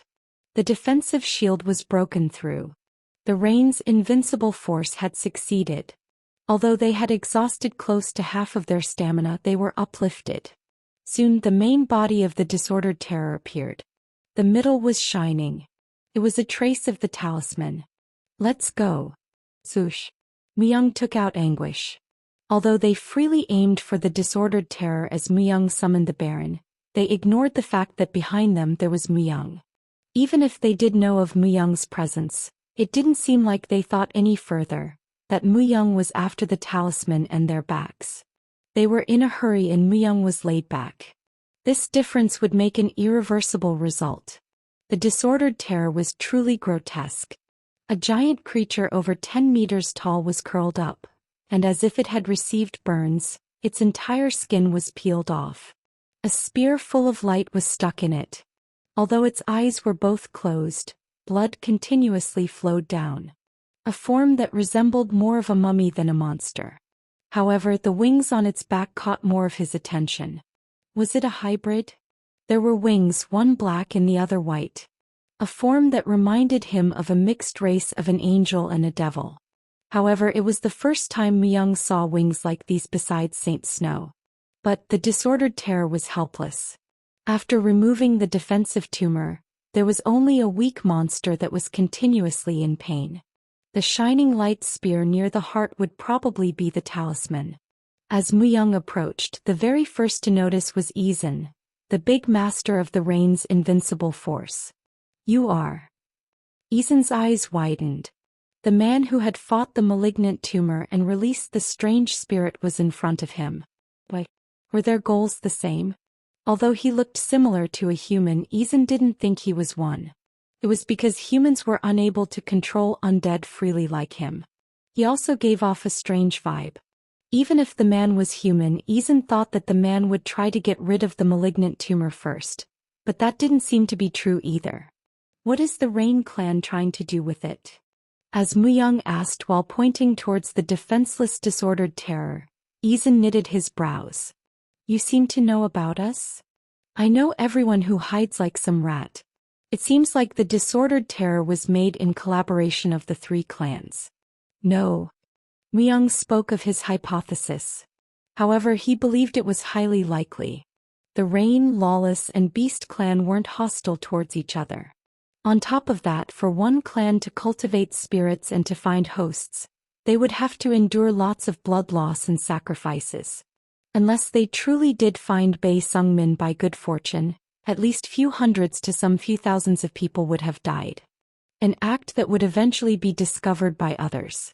Once discovered, it would become a reason for them to be attacked by all the other groups. Would one clan be able to bear that alone and resolve it? Impossible. Young inwardly shook his head. No matter if it was a clan from the Great 5 clans, if they didn't have the cooperation of the other clans, it would be impossible. Even more. Within that mummy-like monster there were 3 things. The disordered terror, the light-type spirit, and Bei Sungmin. The 3 didn't blend in together and continuously produced division. Either way, there was no way for the Lawless clan to find and cultivate the disordered terror and the equally strong spirit of light alone. At least Young knew better than anyone else that they didn't have the structure to do so. Joint work of the 3 clans.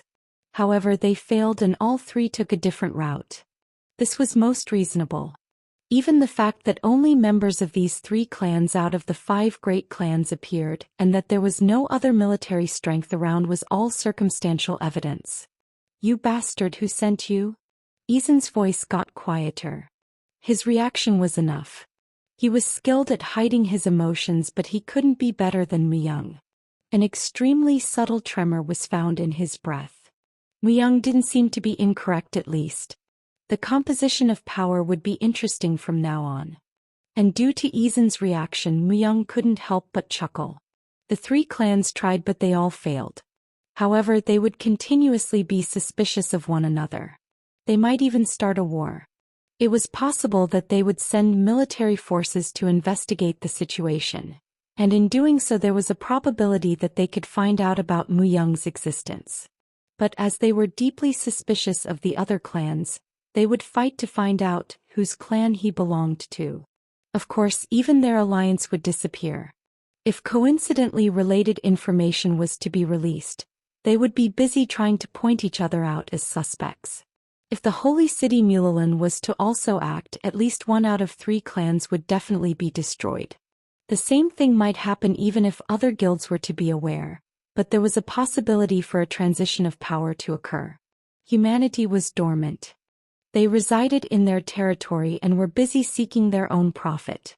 Although they had produced many of great strength, this strength was gradually left to rot. If Mu-young's predictions were correct and the bloodbath was to happen, then this wasted strength would be refocused on other things, opening up the possibility of a new wave. Out of all the big groups, one would disappear. If that happened, the competition would become fierce. And to fill in the gap of that group, a countless number of groups would rise. Of course, it wasn't just optimism. In the worst case, a large group would come to an agreement, but that possibility was extremely low, since there would be more than one group that would want to show off the strength that they've reserved for decades. This would be interesting. Izin was puzzled. He spoke as if he was a third party who didn't care at all. In reality, it didn't really matter. Izin had no doubt in his mind that Mu-young belonged to either the Lawless or Beast clan. Mu-young held Anguish. Heidegger sword too. Besides that man, get rid of the rest. I understand. I will execute your order. Heidegger was the man who kidnapped people and kept them as slaves in the territory Mu-young was currently ruling. However, he became an undead because of Mu-young and was faithfully following him. He was able to switch his heart, and depending on the heart used, he was able to use a different ability. And currently, Heidegger was using the twin-head ogre's heart. Compared to other undead, it was slightly lacking, but Heidegger was fully able to complete one man's worth of workload. The rest of the lacking parts would be fulfilled by Sword 2. I'll take care of that man. Anguish pointed towards Izin. At the remark that seemed to disregard him, Izin's eyes trembled. Since I have a lot of things I'm curious about, I won't kill you. So Izin reacted to his remark. He held a long black spear and pointed the shaft towards Mu-young. Swift. The two instantly disappeared. Izin's spear was sharp. His skills had been polished over a good 20 years. Not everyone could become the big master of the most elite troops. One throw of the spear was so exact that it could even take someone's life away. Clang. The sword and spear clashed. Sparks flew and their positions changed. They exchanged attacks 10 times. He's strong. They were basically poking around. Also, Mu-young was trying to figure out about how much of his current skills would work against him. Izin was a big shot who could definitely be in the top 500 humans. However, Mu-young blocked Izin's attack every time. I can see. Mu-young was able to see the grains. Simply by stats, Izin would be superior, but Mu-young had the eyes that could see grains. The grains were arranged in a certain direction. Everything had their own unique grains. Izin's attack also showed a certain wave. As his attack continuously got blocked, Izin withdrew his spear. I acknowledge that you have quite a decent skill. But not enough. And changed his spear. As he stretched his hand, a crack was created in midair and a brown spear came down. There was no one who I couldn't beat with the life-eating spear. If you don't want to become pierced by this spear like a skewer, it's best for you to surrender even now. A spear that gave off a completely ominous feeling. Truly, it felt like it wasn't going to be an easy fight if he used that spear. However, it wasn't like Mu-young also didn't have any cards up his sleeve. Myung was able to see grains. He accelerated grains. Soon the whole world started to become slower. Grr. His body changed and two horns appeared. Like a beast, a growling sound naturally popped out of his mouth. A dakibi? Isen's eyes widened. He wondered if it was a transformation-related skill, but his presence alone had changed. He was similar to a dakibi, but he was incomparable. A duaxini? Felt the same. He had no idea what that appearance was supposed to mean. As if he stopped, he stood there with anguish in his hand. And after that moment, Myung was near Isen in no time. Bang! As anguish and the spear met each other, it created an explosion. Isen's body also shook. He's fast. Isen felt a big impact. The opponent he thought had stopped was attacking him before he knew. Isen fixed his eyes on Myung. And once again Myung disappeared. Bang! Bang! Although he was barely successful in blocking Myung's attacks, his hand had become crushed. Isen ground his teeth. You bastard! They missed each other once. Isen wasn't enough to be attacked with the same attack continuously. Isen's spear pierced Myung's chest. You are too absorbed in attacking. Aren't you too negligent in blocking? Isen mocked as he smiled. Cough. Myung coughed up blood. However, Myung's spirit didn't die off at all. He doesn't even know he had already died. What? Slosh. Both of his arms were cut off, and his body started to fall apart into dozens of sliced pieces. Blood poured out from his whole body, drenching his surroundings. Afterwards, Isen's body that had turned into mere slices of meat fell to the ground. 55 seconds. If he took 5 more seconds, he might have been too late. In a world that was 4 times faster, he doubled the time for a short while by using his Hermes's boots. It didn't multiply by 2, but the world became a total of 5 times faster. However, this was enough to win against Isen. Myung took out the spear that was in his chest after looking at the corpse. And after tossing the spear on the ground, he used his cry of fire skill to cauterize his wound. He felt a grievous pain, but he endured it. Instead, he turned his head and looked at his surroundings. Sword 2 and Heidegger were performing very well. They were almost finished. Once again, as he returned to human form and retracted his horns, symptoms of severe dehydration followed. All his muscles quickly constricted. But he didn't pass out. Then, stomp. Myung walked properly. The disordered terror plotted. And it was at that moment when he faced the disordered terror. Swoosh. The darkness imprinted within the heart of the disordered terror became intense. The darkness ate up the light, and as if it was going to encroach the world, it extended its scope and afterwards even engulfed Myung. Asterisk. I'm now complete. I have eaten up the talisman and the spirit of light, and became in existence with the strength of a demigod.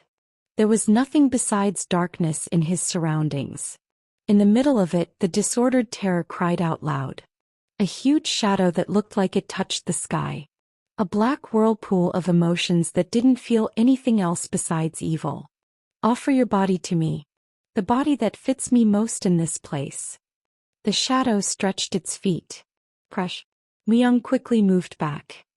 He lifted his left arm and breathed out the Azura King's breath. Pop. However, the Azura King's breath didn't produce a big blow. Useless. I'm already in existence of a demigod. I won't be harmed by an attack produced by a mere human. This black space seemed to be similar to a distinct barrier. Inside it, the disordered terror was basically undefeatable. Myung bit his lips. He had already used most of his strength in facing Isen. He thought that the disordered terror would become completely defenseless, but he never expected that it would absorb more strength in the meantime. Once again he summoned all his undead. However, as the disordered terror stretched out its hand, all the souls of the undead were all swept away. The hell horse was stuck outside the barrier that it was unable to enter. This will be difficult. There was no answer like this. It didn't seem like he could fight. If he was to lose like this, the disordered terror would steal his body like it said. It was when he just realized his defeat. Swoosh. From Muyang's bosom a talisman shined. This is. Muyang took out the talisman. There were 4 letters written on the talisman. Seek life, instant death. Those who seek death shall live. After looking at it, Muyang raised a shudder for a moment. It was the talisman Saint Snow gave to Muyang. Or rather, the gatekeeper of a world tree swell gave it to him instead. Could it have been left to be used at this moment? Those who seek death shall live. Muyang nodded his head. It was better to fight with his life on the line than to give up his body. He had never admitted his defeat. Seemed like he was out of his mind for a moment due to the unknown terror the disordered terror released. The moment he realized, his shoulders became lighter. Fighting fiercely. Wasn't that Muyang's usual way? Muyang took a deep breath and calmed himself down. Hisses. And struck with anguish. He wasn't trying to kill the disordered terror. He slit his own wrist to overcome the terror that appeared due to the disordered terror. Blood spattered on his cheek and his mind cleared. His stamina and energy were lost, but he became much more cool-headed.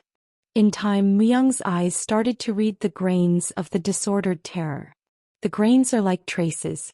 The passing of time branded on everything. It was like a stamp that was imprinted on their souls. Even if you do that, it's nothing more than squirming. Just give in and give up your body. You're in a hurry.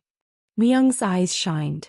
It had become very clear why the disordered terror made the barrier, showed up inside it, and was after his body. The disordered terror wanted Muyang to give up. It waited for Muyang to destroy himself and give it his body. Because within that overwhelming size, the hidden content inside it was extremely lousy. A worm. Although the exterior is strong, the inside is no different than a bug. While holding his right wrist, he couldn't help but smile. The disordered terror's true form was like a worm. It couldn't trick Muyang's eyes as well. The truth was hidden within the huge shadow. If he hadn't got back to his senses, Muyang would have also been blinded by its outer appearance. Grayawal. The disordered terror didn't speak with words. It let him know by showing that it was mad. Muyang barely avoided it, but his expression was much more relaxed. This place isn't really reality. It's inside your dream. A demigod. An individual stronger than the Demon King. However, Muyang remembered how the disordered terror looked after the defensive tumor disappeared. Wasn't it just curled up and unable to do anything? It wasn't able to absorb the world tree. How can that form be called a demigod?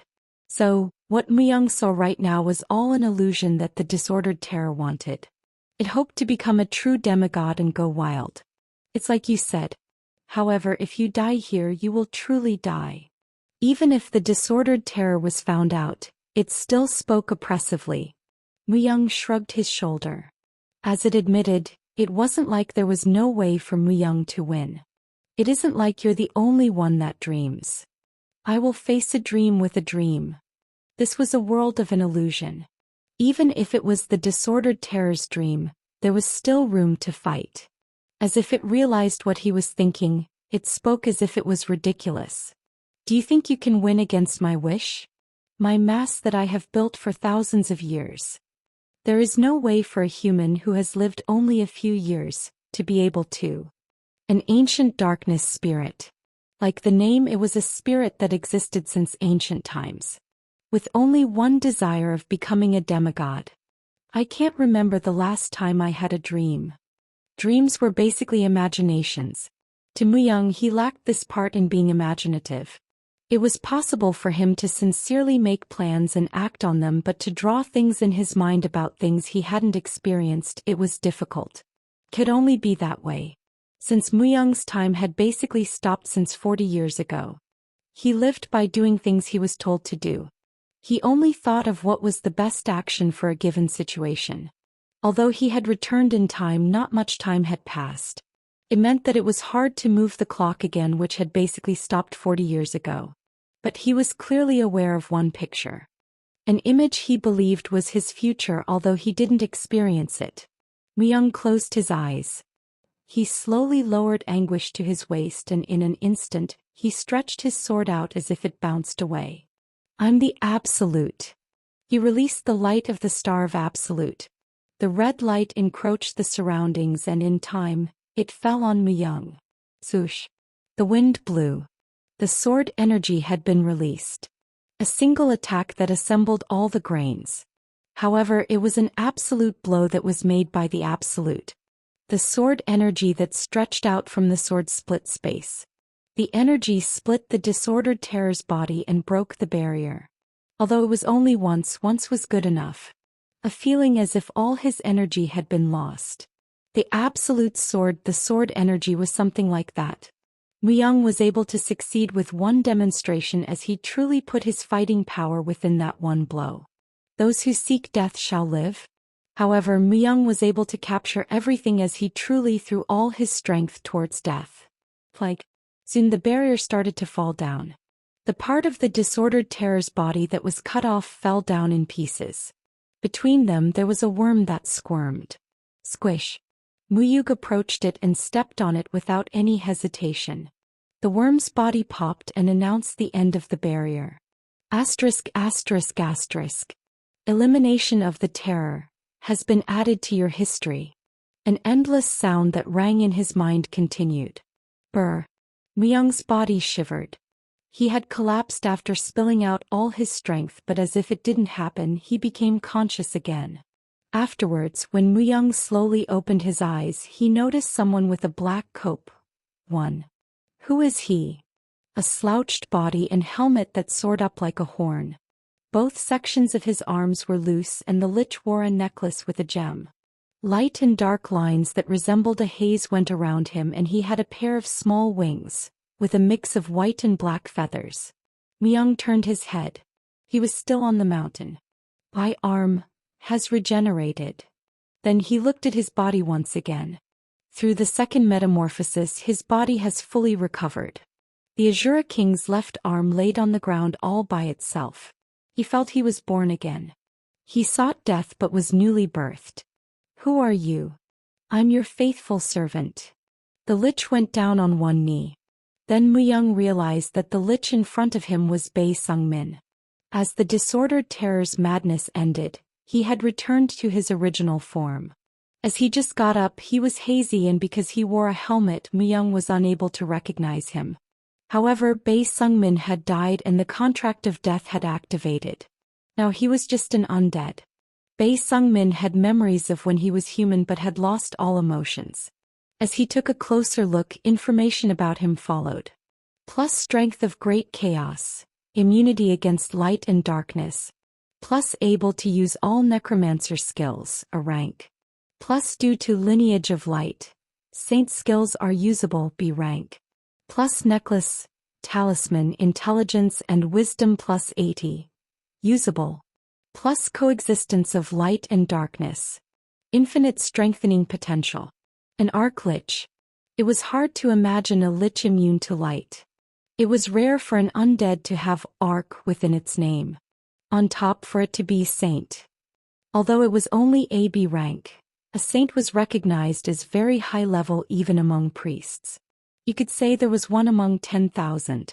But he was able to use both necromancer and saint skills at once. That necklace is the talisman. Muyang motionlessly looked at the necklace Bei Sungmin was wearing. The gem in the middle of the necklace seemed to be the talisman. It emitted bright light, and as it joined the necklace, a strong synergy was produced. Bei Sungmin became a lich on a different level as his intelligence and wisdom increased by 80. For now, I can let him keep it. Muyang could use the talisman when the time comes. Instead of leaving it to waste until then, it was better to have Bei Sungmin wear it and be of use. By looking at it, it seems like the necklace was effective only for Bei Sungmin. Take it. Muyang passed the Azura King's left arm to him. Bei Sungmin still didn't have arms. Bei Sungmin slowly got up and put on the Azura King's left arm. Soon, tentacles stretched out from the arm and united with Bei Sungmin as if it was part of his body. Thank you. But the lineage of light should be Bei Suzi's skill, no? There were things he was curious about. The lineage of light was the name of the skill Bei Suzi learned from the Sky Library. It seems like it's a characteristic that is transferred by blood relations. That why it's called a lineage? He nodded slightly. Muyang never thought that the lineage skill would allow Sungmin to use even saint skills, but there was nothing bad about it. After recognizing Bei Sungmin's existence, Muyang straightened his arm. I've become stronger. Muyang could feel the aftermath of the metamorphosis through his skin. You could say it was just the second metamorphosis, but it was different from a normal second metamorphosis. I didn't think it was time for a second metamorphosis yet. What was most surprising was that his pure stats were quite from what was needed for the second metamorphosis. It seemed like he was forced into the second metamorphosis when he saw the wall of the Absolute. The Belt of Aries? Afterwards, Muyang tilted his head after seeing how his belt had changed. Soon after realizing that it was a present from the Masters of the Darkness, he took a closer look. Name: Belt of Aries. Rank: A+++. Classification: Equipable type. Endurance: 50,000. Effect: one of the 12 zodiac stars. A belt placed on Aries. Asterisk magic resistance +40. Asterisk spirit ability +40. Asterisk it ignores skills below B rank, excluding some. Asterisk ability to fly. When you collect 3 out of the 12 zodiac stars, all stats +30. When you collect 6 out of the 12 zodiac stars, it ignores skills below a rank. When you collect 12 out of the 12 zodiac stars, achievement effect: King of 12 zodiacs. He couldn't help but be inwardly surprised. Although he might disregard other things, he couldn't disregard the skill immunity and related options that were added. Let alone it was a set equipment and even had the potential possibility of being immune to skills below a rank. It is very rare to find equipment with skill immunity. Not to mention skills below B rank. From Muyang's memories, among the existing equipment, the highest immunity was B+. Also it was used by Wang Chunglin. Muyang's half a level lower than his, but the potential possibility was higher. His heart raced fast. Soon after, Muyang turned on his status viewer. He wanted to check the changes with his own eyes. Achievement effect dash. Star of Purity, S+. All stats +30. The Wall of the Absolute. Sets dash. Strength 305, 187 + 118. Agility 242, 143 + 99. Stamina 276, 136 + 140. Intelligence 266, 171 + 95. Wisdom 247, 172 + 75. Fighting Aura 212, 102 + 110. Magic Resistance 390 + 210. Spirit Ability 290 + 110. A plus was added to the Star of Purity. All stats increased by 10, and through the effects of metamorphosis, his strength, intelligence and wisdom greatly increased. Since I've completed the second metamorphosis, the pure stats will rise more quickly. He wanted to move at once and train, but he didn't have time to spare. He needed to return to his territory and prepare for the Devil's Long Night. Boing. While that went on, a lump of light flew near Muyang. The lump of light gently went on top of Muyang's head. The armful's cradle spirit. The lump of light whispered its name. However, that was it. It didn't tell him anything else besides that. What is the armful's cradle spirit? It was the existence that was mixed inside me. It was cultivated to keep the disordered terror in check. It isn't fully developed, so no one knows of the specifics.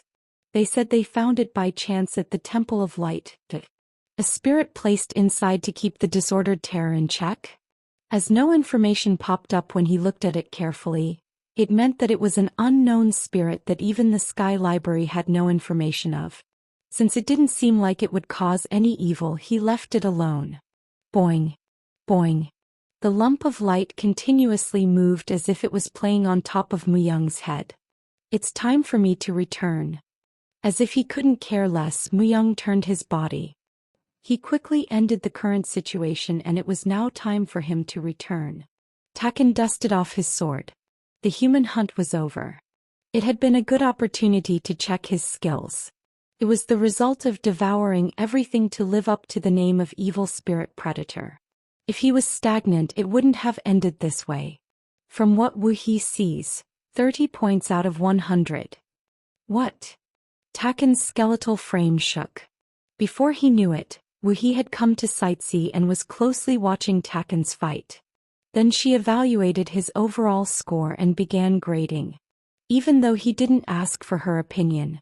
He thought she was a fairy with nothing to do, but he couldn't help but be offended by the incredibly bad score. Wu He flew round and round in the sky while saying, "There's no intensity. There's nothing to see. It's boring. Aren't you too self-absorbed? I see there's nothing you can't say. Do you want to die? Try to be half as good as husband. That liveliness. His transcendence that is difficult to express in words. But he's cool. In many ways you're different from him, child." Hi. Taken shivered. He wanted to split that wicked fairy in half with a single stroke if he could, but it wasn't easy. Because this was the fairy that followed Mu Young around? That also played a part, but there was another reason. I don't know why the fairy king and the demon god's blessings are given to such a fairy. Others could be deceived, but his eyes couldn't be fooled. Evil spirits. In other words, there were some things that were visible only to Taken, who managed many souls. Even Mu Young would not have noticed. Many of the blessings bestowed on Wu He were clearly contrasted with the other fairies. If he messed with her in the wrong way, the result was unknown. All the blessings were equal to a small miracle. It was horrible just thinking about what effects would result from activating that many blessings. But the one he understood the least was the demon god's blessing. Weren't the fairies helping Solomon? He only knew there was such a contract. But even by taking only that into consideration, it was still strange. So it isn't the 72 demon gods. Maybe there is something similar in the fairy world. After taking a closer look, the result felt a little different from the 72 demon gods. Well, those guys were true evil that couldn't pass down blessings and the like. They were the 72 demon gods that were born and raised in evil. It must have been another entity in the fairy world that placed blessings on Wu He. Fairies originally didn't match well with evil, but by seeing how she followed Mu Young, who was so close to evil, it seemed to have some sort of influence on her. If it was some other fairy, they would be terrified of Mu Young. Wu He. Husband not there. Wu He wiped the side of her mouth while drooling. He seemed to be imagining Mu Young again. For a stupid fairy like her to be so greatly blessed. One would use the words, pearls around a pig's neck in times like these. Taken sighed deeply. Taken. From a place not too far away, Mu Young approached.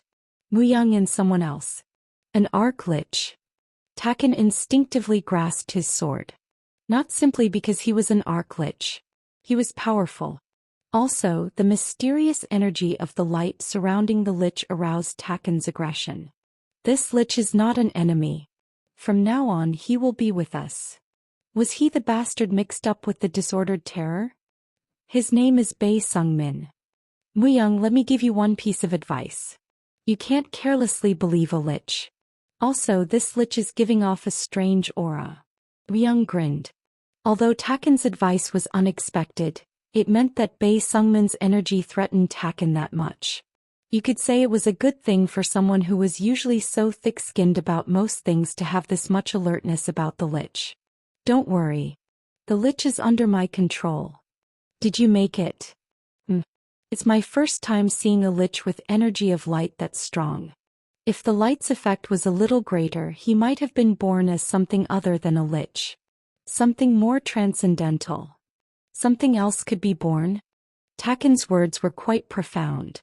Bei Sungmin's energy was that strong because of the lineage of light, and the necklace with the talisman embedded in it. If Bei Suzy, the descendant of the lineage of light, was to be involved, what form would it have taken? Anyway, can't I fight him once? Taken asked while pointing his sword. Besides his doubts, it seemed like he had a great heart to win. Mu Young shook his head. You have to go back. It seems like it has been cleaned up. These worthless beings are no match for me, Taken said as he sadly put away his sword.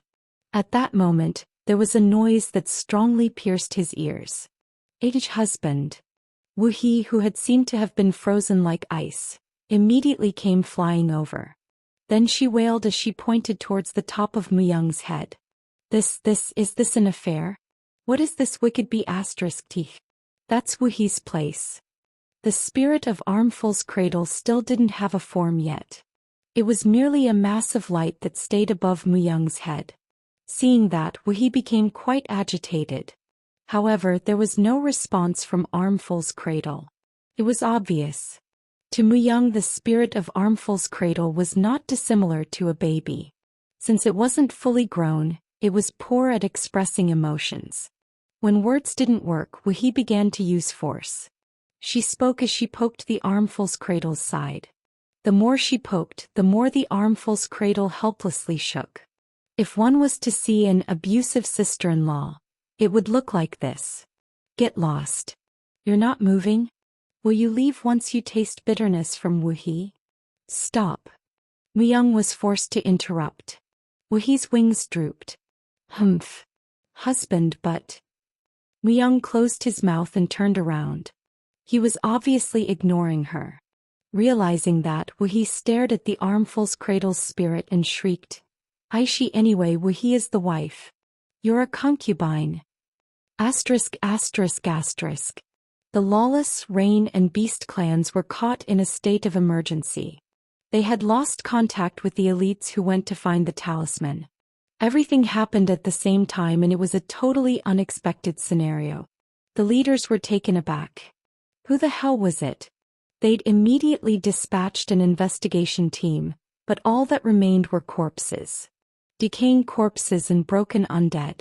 And all that could be seen was a skin that seemed to be the remainder of the disordered terror and its reeking tumors. Who is it? Who did this? Veins stood up in the neck of the Lawless clan leader, Lawless Jean.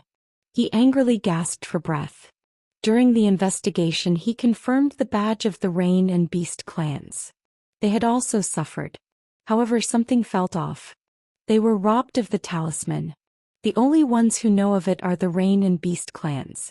There is nothing strange if those sly foxes were to put on a show. Creak. Blood flowed from his tightly clenched fist.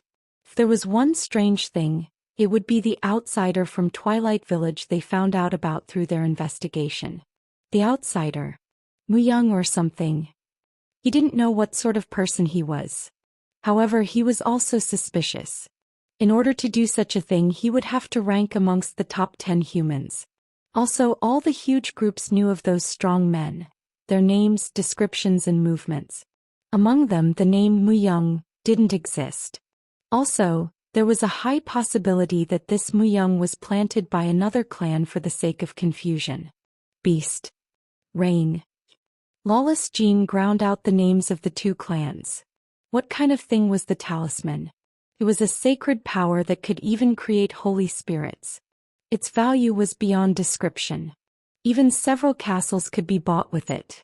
If the culprit was from one of those two groups, he'd never let it slide.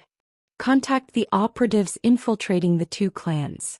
Let's take a closer look at their movements. If there is anything odd, report it immediately. It wasn't like there was no way. Lawless Jean had planted operatives in all the clans and guilds long ago. In other words, spies. Other guilds and groups did the same, but when it came to this, no one could compare to him. Yes, sir. A man wearing a white gown nodded his head and immediately left Lawless Jean's room. And Lawless Jean opened his lips slightly. Ataraxia, I have some work for you. Further. Hundreds of snakes began coming down throughout the room. However, Lawless Jean looked at them emotionlessly as if he was familiar with them already. Soon, the tail of the largest of the snakes could be seen when Lawless Jean said, "Look into the person called Muyang. If you can capture him alive, do so. Also." After pausing for a moment, Lawless Jean continued. "I entrust you with looking into the Fighting King. Recently he's been accompanied by a girl?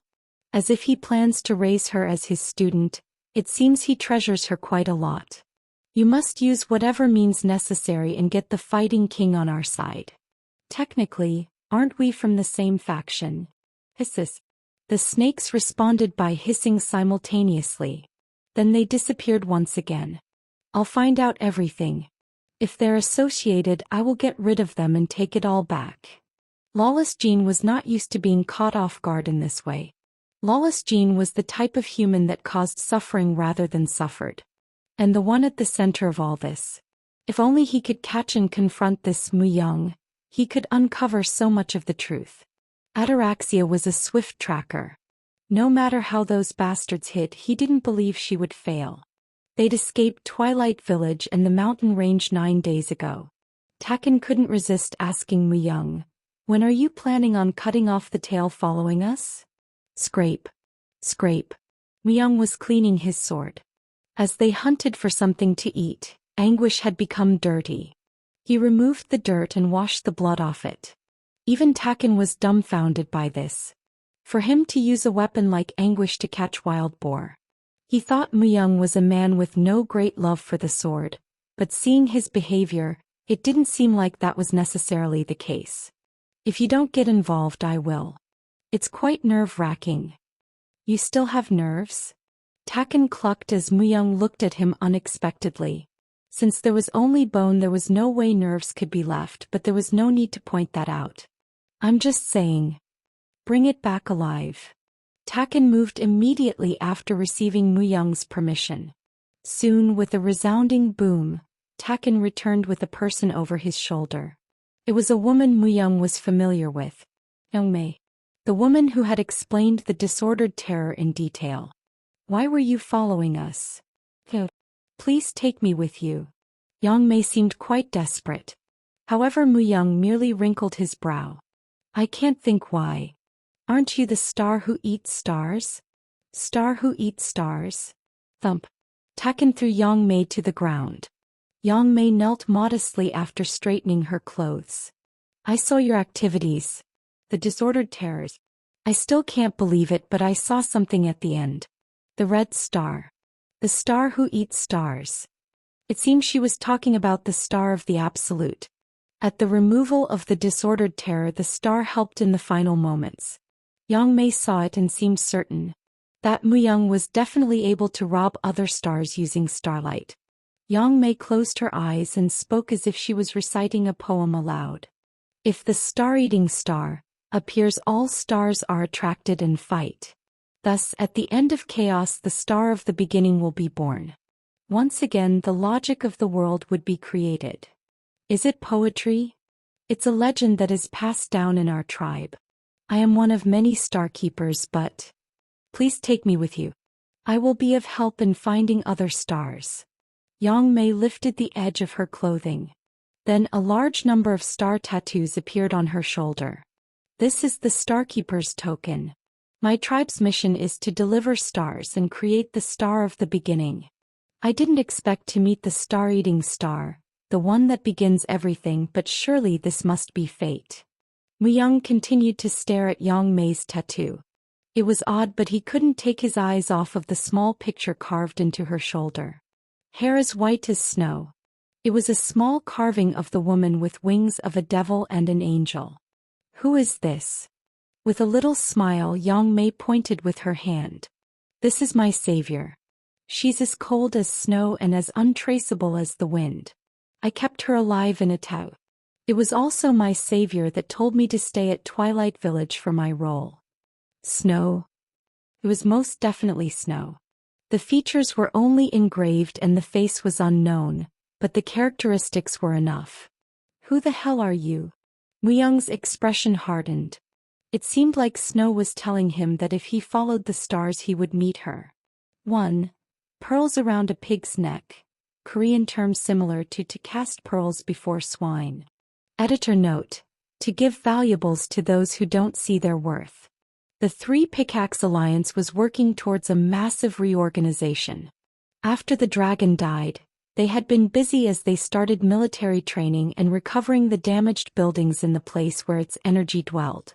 In reality, after the death of the dark dragon Barca, the signs of dragons died down. The dwarves made it known to the whole world that they were no longer slaves who could be exploited. Their lord, Bartes, looked at the guests that suddenly appeared with a surprised look on his face. Your horns. Were Dakibis able to retract their horns? Muyang, who Bartes obviously believed was a Dakibi, horns had disappeared from his head. From Bartes's perspective, it was something that made his eyes widen. Even so, it wasn't enough for Bartes to not recognize Muyang, but it was true that it made him look completely different. This will be troublesome. Muyang inwardly clicked his tongue. If Bartes was to react this way, the reaction of people in the territory was obvious. Inevitably, Muyang, who shook his head, momentarily looked at Grains. A world where it became 4 times slower. Muyang felt a bit disappointed as he was able to watch even the movements of the facial muscles. 4-time reduction. The pure stats are important. He had slight hopes that he would be able to stay in the slower world for a bit longer as he completed his second metamorphosis. But as there was nothing free in the world, it was all dependent on his basic condition. That is, his pure stats. The standard was Muyang's strength without adding anything to it, but just as it is. It appeared that this occurred as the grain itself was about the essence, the purity. But, through the second metamorphosis, it was going to be easy for him to increase his pure stats to at least 200. Basically meant that time was the problem. As his 2 horns appeared, Bartes's eyes grew bigger. Free to have 2 horns. As expected, you are, worthy to be the master of the Dakibis. Swoosh. However, the duration was short. After showing for about 10 seconds, Muyang returned to normal. But the important part was that Bartes recognized him. Muyang coldly spoke. Keep your promise. He had finished verifying himself. The rest was for Bartes to keep his promise. As a condition, when he helped the dwarves be free from the dark dragon Barca, Muyang was planning to borrow their strength. With a friendly relationship, he was planning to reserve strength for him to at least survive the devil's long night. Fortunately, Bartes willingly nodded his head. If it's a promise, I must keep it. We dwarves never forget a favor. I will lend 1,000 dwarves for 3 years. It is what they want as well. 3 years. Muyang couldn't help but be slightly surprised by this incredible offer. At most, he thought it would be around 1 year. Even though this place was a small kingdom for the dwarves, it had to be a tremendous loss for them to share 1,000 dwarves. It was more of a loss since they had just received damage from the dark dragon Barca. Although they were unsure how long it would take for them to recover and strengthen this place, they gladly assigned 1,000 dwarves to him. For Muyang, who had been thinking of alternatives if they didn't keep their promise, it was truly a relief. Soon, a familiar dwarf face came to him with a group. I'm glad to see you again, Master. Kalmu. With the start of their relationship since the underground arena, he had become Muyang's faithful slave after Muyang had avenged for his son. Although he was old, it meant he had many years of experience. His role was to increase his skills at this place while Muyang took care of Bei Sungmin. As Muyang came back, he showed himself to join him. Kalmu kneeled. Kiam. Bartes cleared his throat. In all honesty, it wouldn't have been a great sight for Kalmu to obey Muyang in front of him, a lord. It was ill-mannered and rude, but he couldn't scold him. Muyang was their hero, a savior. On the other hand, Bartes was a king who continuously made mistakes. He tried to run away and most dwarves saw this. It was okay until then. Since Bartes was their one and only king. However, after fighting against the dark dragon, the dwarves also gained their own will. Bartes was in a state where his position would become dangerous if he was to bother their hero. Kalmu turned around and looked at the dwarves he brought as he spoke. They are all young and skilled companions. There are even kids I kept my eyes on. They should be of great help. Muyang nodded his head. Kalmu didn't stay here to play around. Nominally, it was to raise his skills, but it seemed like he devoted himself in looking for talented dwarves. 1,000 promising dwarves.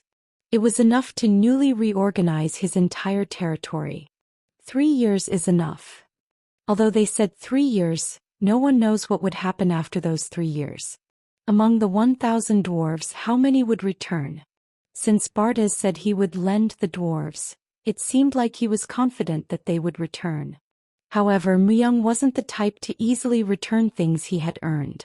It was a continuation of surprises. Yang Mei thought to herself that he was someone that she couldn't keep track of. However, a star keeper was a person who provided guidance. She tried her best to not show her emotion. The Three Pickaxe Alliance is a top-secret alliance of the dwarves. Is the star-eating star the savior of these dwarves? But still, she couldn't just remove her inner feelings. Yang Mei was a woman who knew how to use information in her own way. This was a secretive place that was only known to those who knew of the Three Pickaxe Alliance. She was certain they existed, but no one else knew the truth about the existence of the Three Pickaxe Alliance. At most, only catching glimpses of their shadows. But she had confirmed the truth. On top of that, it seemed Muyang was their savior and hero. It was odd why he went to the demon god's territory, but her doubts about him were removed. The dwarves' eyes were full of trust as they looked at Muyang. But what is an? Everything that was said by the Lord of Dwarves, Bartes, was surprising, but she couldn't understand the title Muyang was called by. A ruler of the Dakibis. In reality, all Yang Mei knew about Muyang was that he was the star-eating star, and nothing else. However, it didn't take long for her to understand the meaning of the word, A stretch of land. A huge territory that existed within the demon god's territory. Yang Mei felt a shiver after seeing a number far greater than 10,000 Dakibis gathered at that place. It was a place where Dakibis and humans coexisted, and there was even a fire tar. If you even add the small number of other species, there was no end. On top, the dwarves had joined. It truly was an odd combination of groups, but they were mixed and blended together. This all was the strength of the star-eating star. His potential. It was the first time she had seen something like this. There were many times where monsters followed humans, but if that number goes beyond 10,000, the story changes. This was the start, and if he could acquire a vaster area, his power would be just as good as other groups. Gulp. Yang Mei wiped her brow. Sweat ran down like rain. The star-eating star.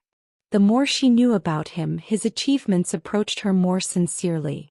A star of beginning was born when all the stars were eaten. And so, within a new law, the world will be restructured. Perhaps she might be facing the waking phase of the legend to be. Greetings, Lord. Greetings, Baltan and Siohan kneeled at the same time. Muyang was worried about the fact that they might not recognize him, but it was just utter groundless. Baltan was an undead, and Siohan recognized instinctively. Also, Baltan as the guardian of the territory and Siohan as the director of Dakibis, they each had different roles. However, compared to the past, there was a big difference in the tension in the air. Their body position and the powers that could be felt from them became much keener. They had brushed up on their skills as they looked forward to the day they were to fight against each other. It was obvious that they would become a bigger problem if Muyang was to leave them alone. Hold a festival. Like I've promised, we will start arranging ranks. Muyang also didn't plan on standing by. Before the devil's long night started, he needed to tie up loose ends. If they didn't prepare as one, the territory would be destroyed from the inside. He wasn't simply trying to endure it. He also had Devil Hunt in mind. To open the book Call of the Devil, a high-ranked devil is needed. The last reward of the underground arena. It was an item that a devil tried many times to earn. He was unsure as to why the devil wanted it, but he would know of the reason if he was to capture a high-ranked devil and open it. After hearing Muyang's statement, Baltan bowed his head more deeply. Siohan grinned and showed respect. A festival had started. They danced and sang together as they drank. Although it was considered a festival, there wasn't much that was different. Muyang sat on the throne they had made and watched them.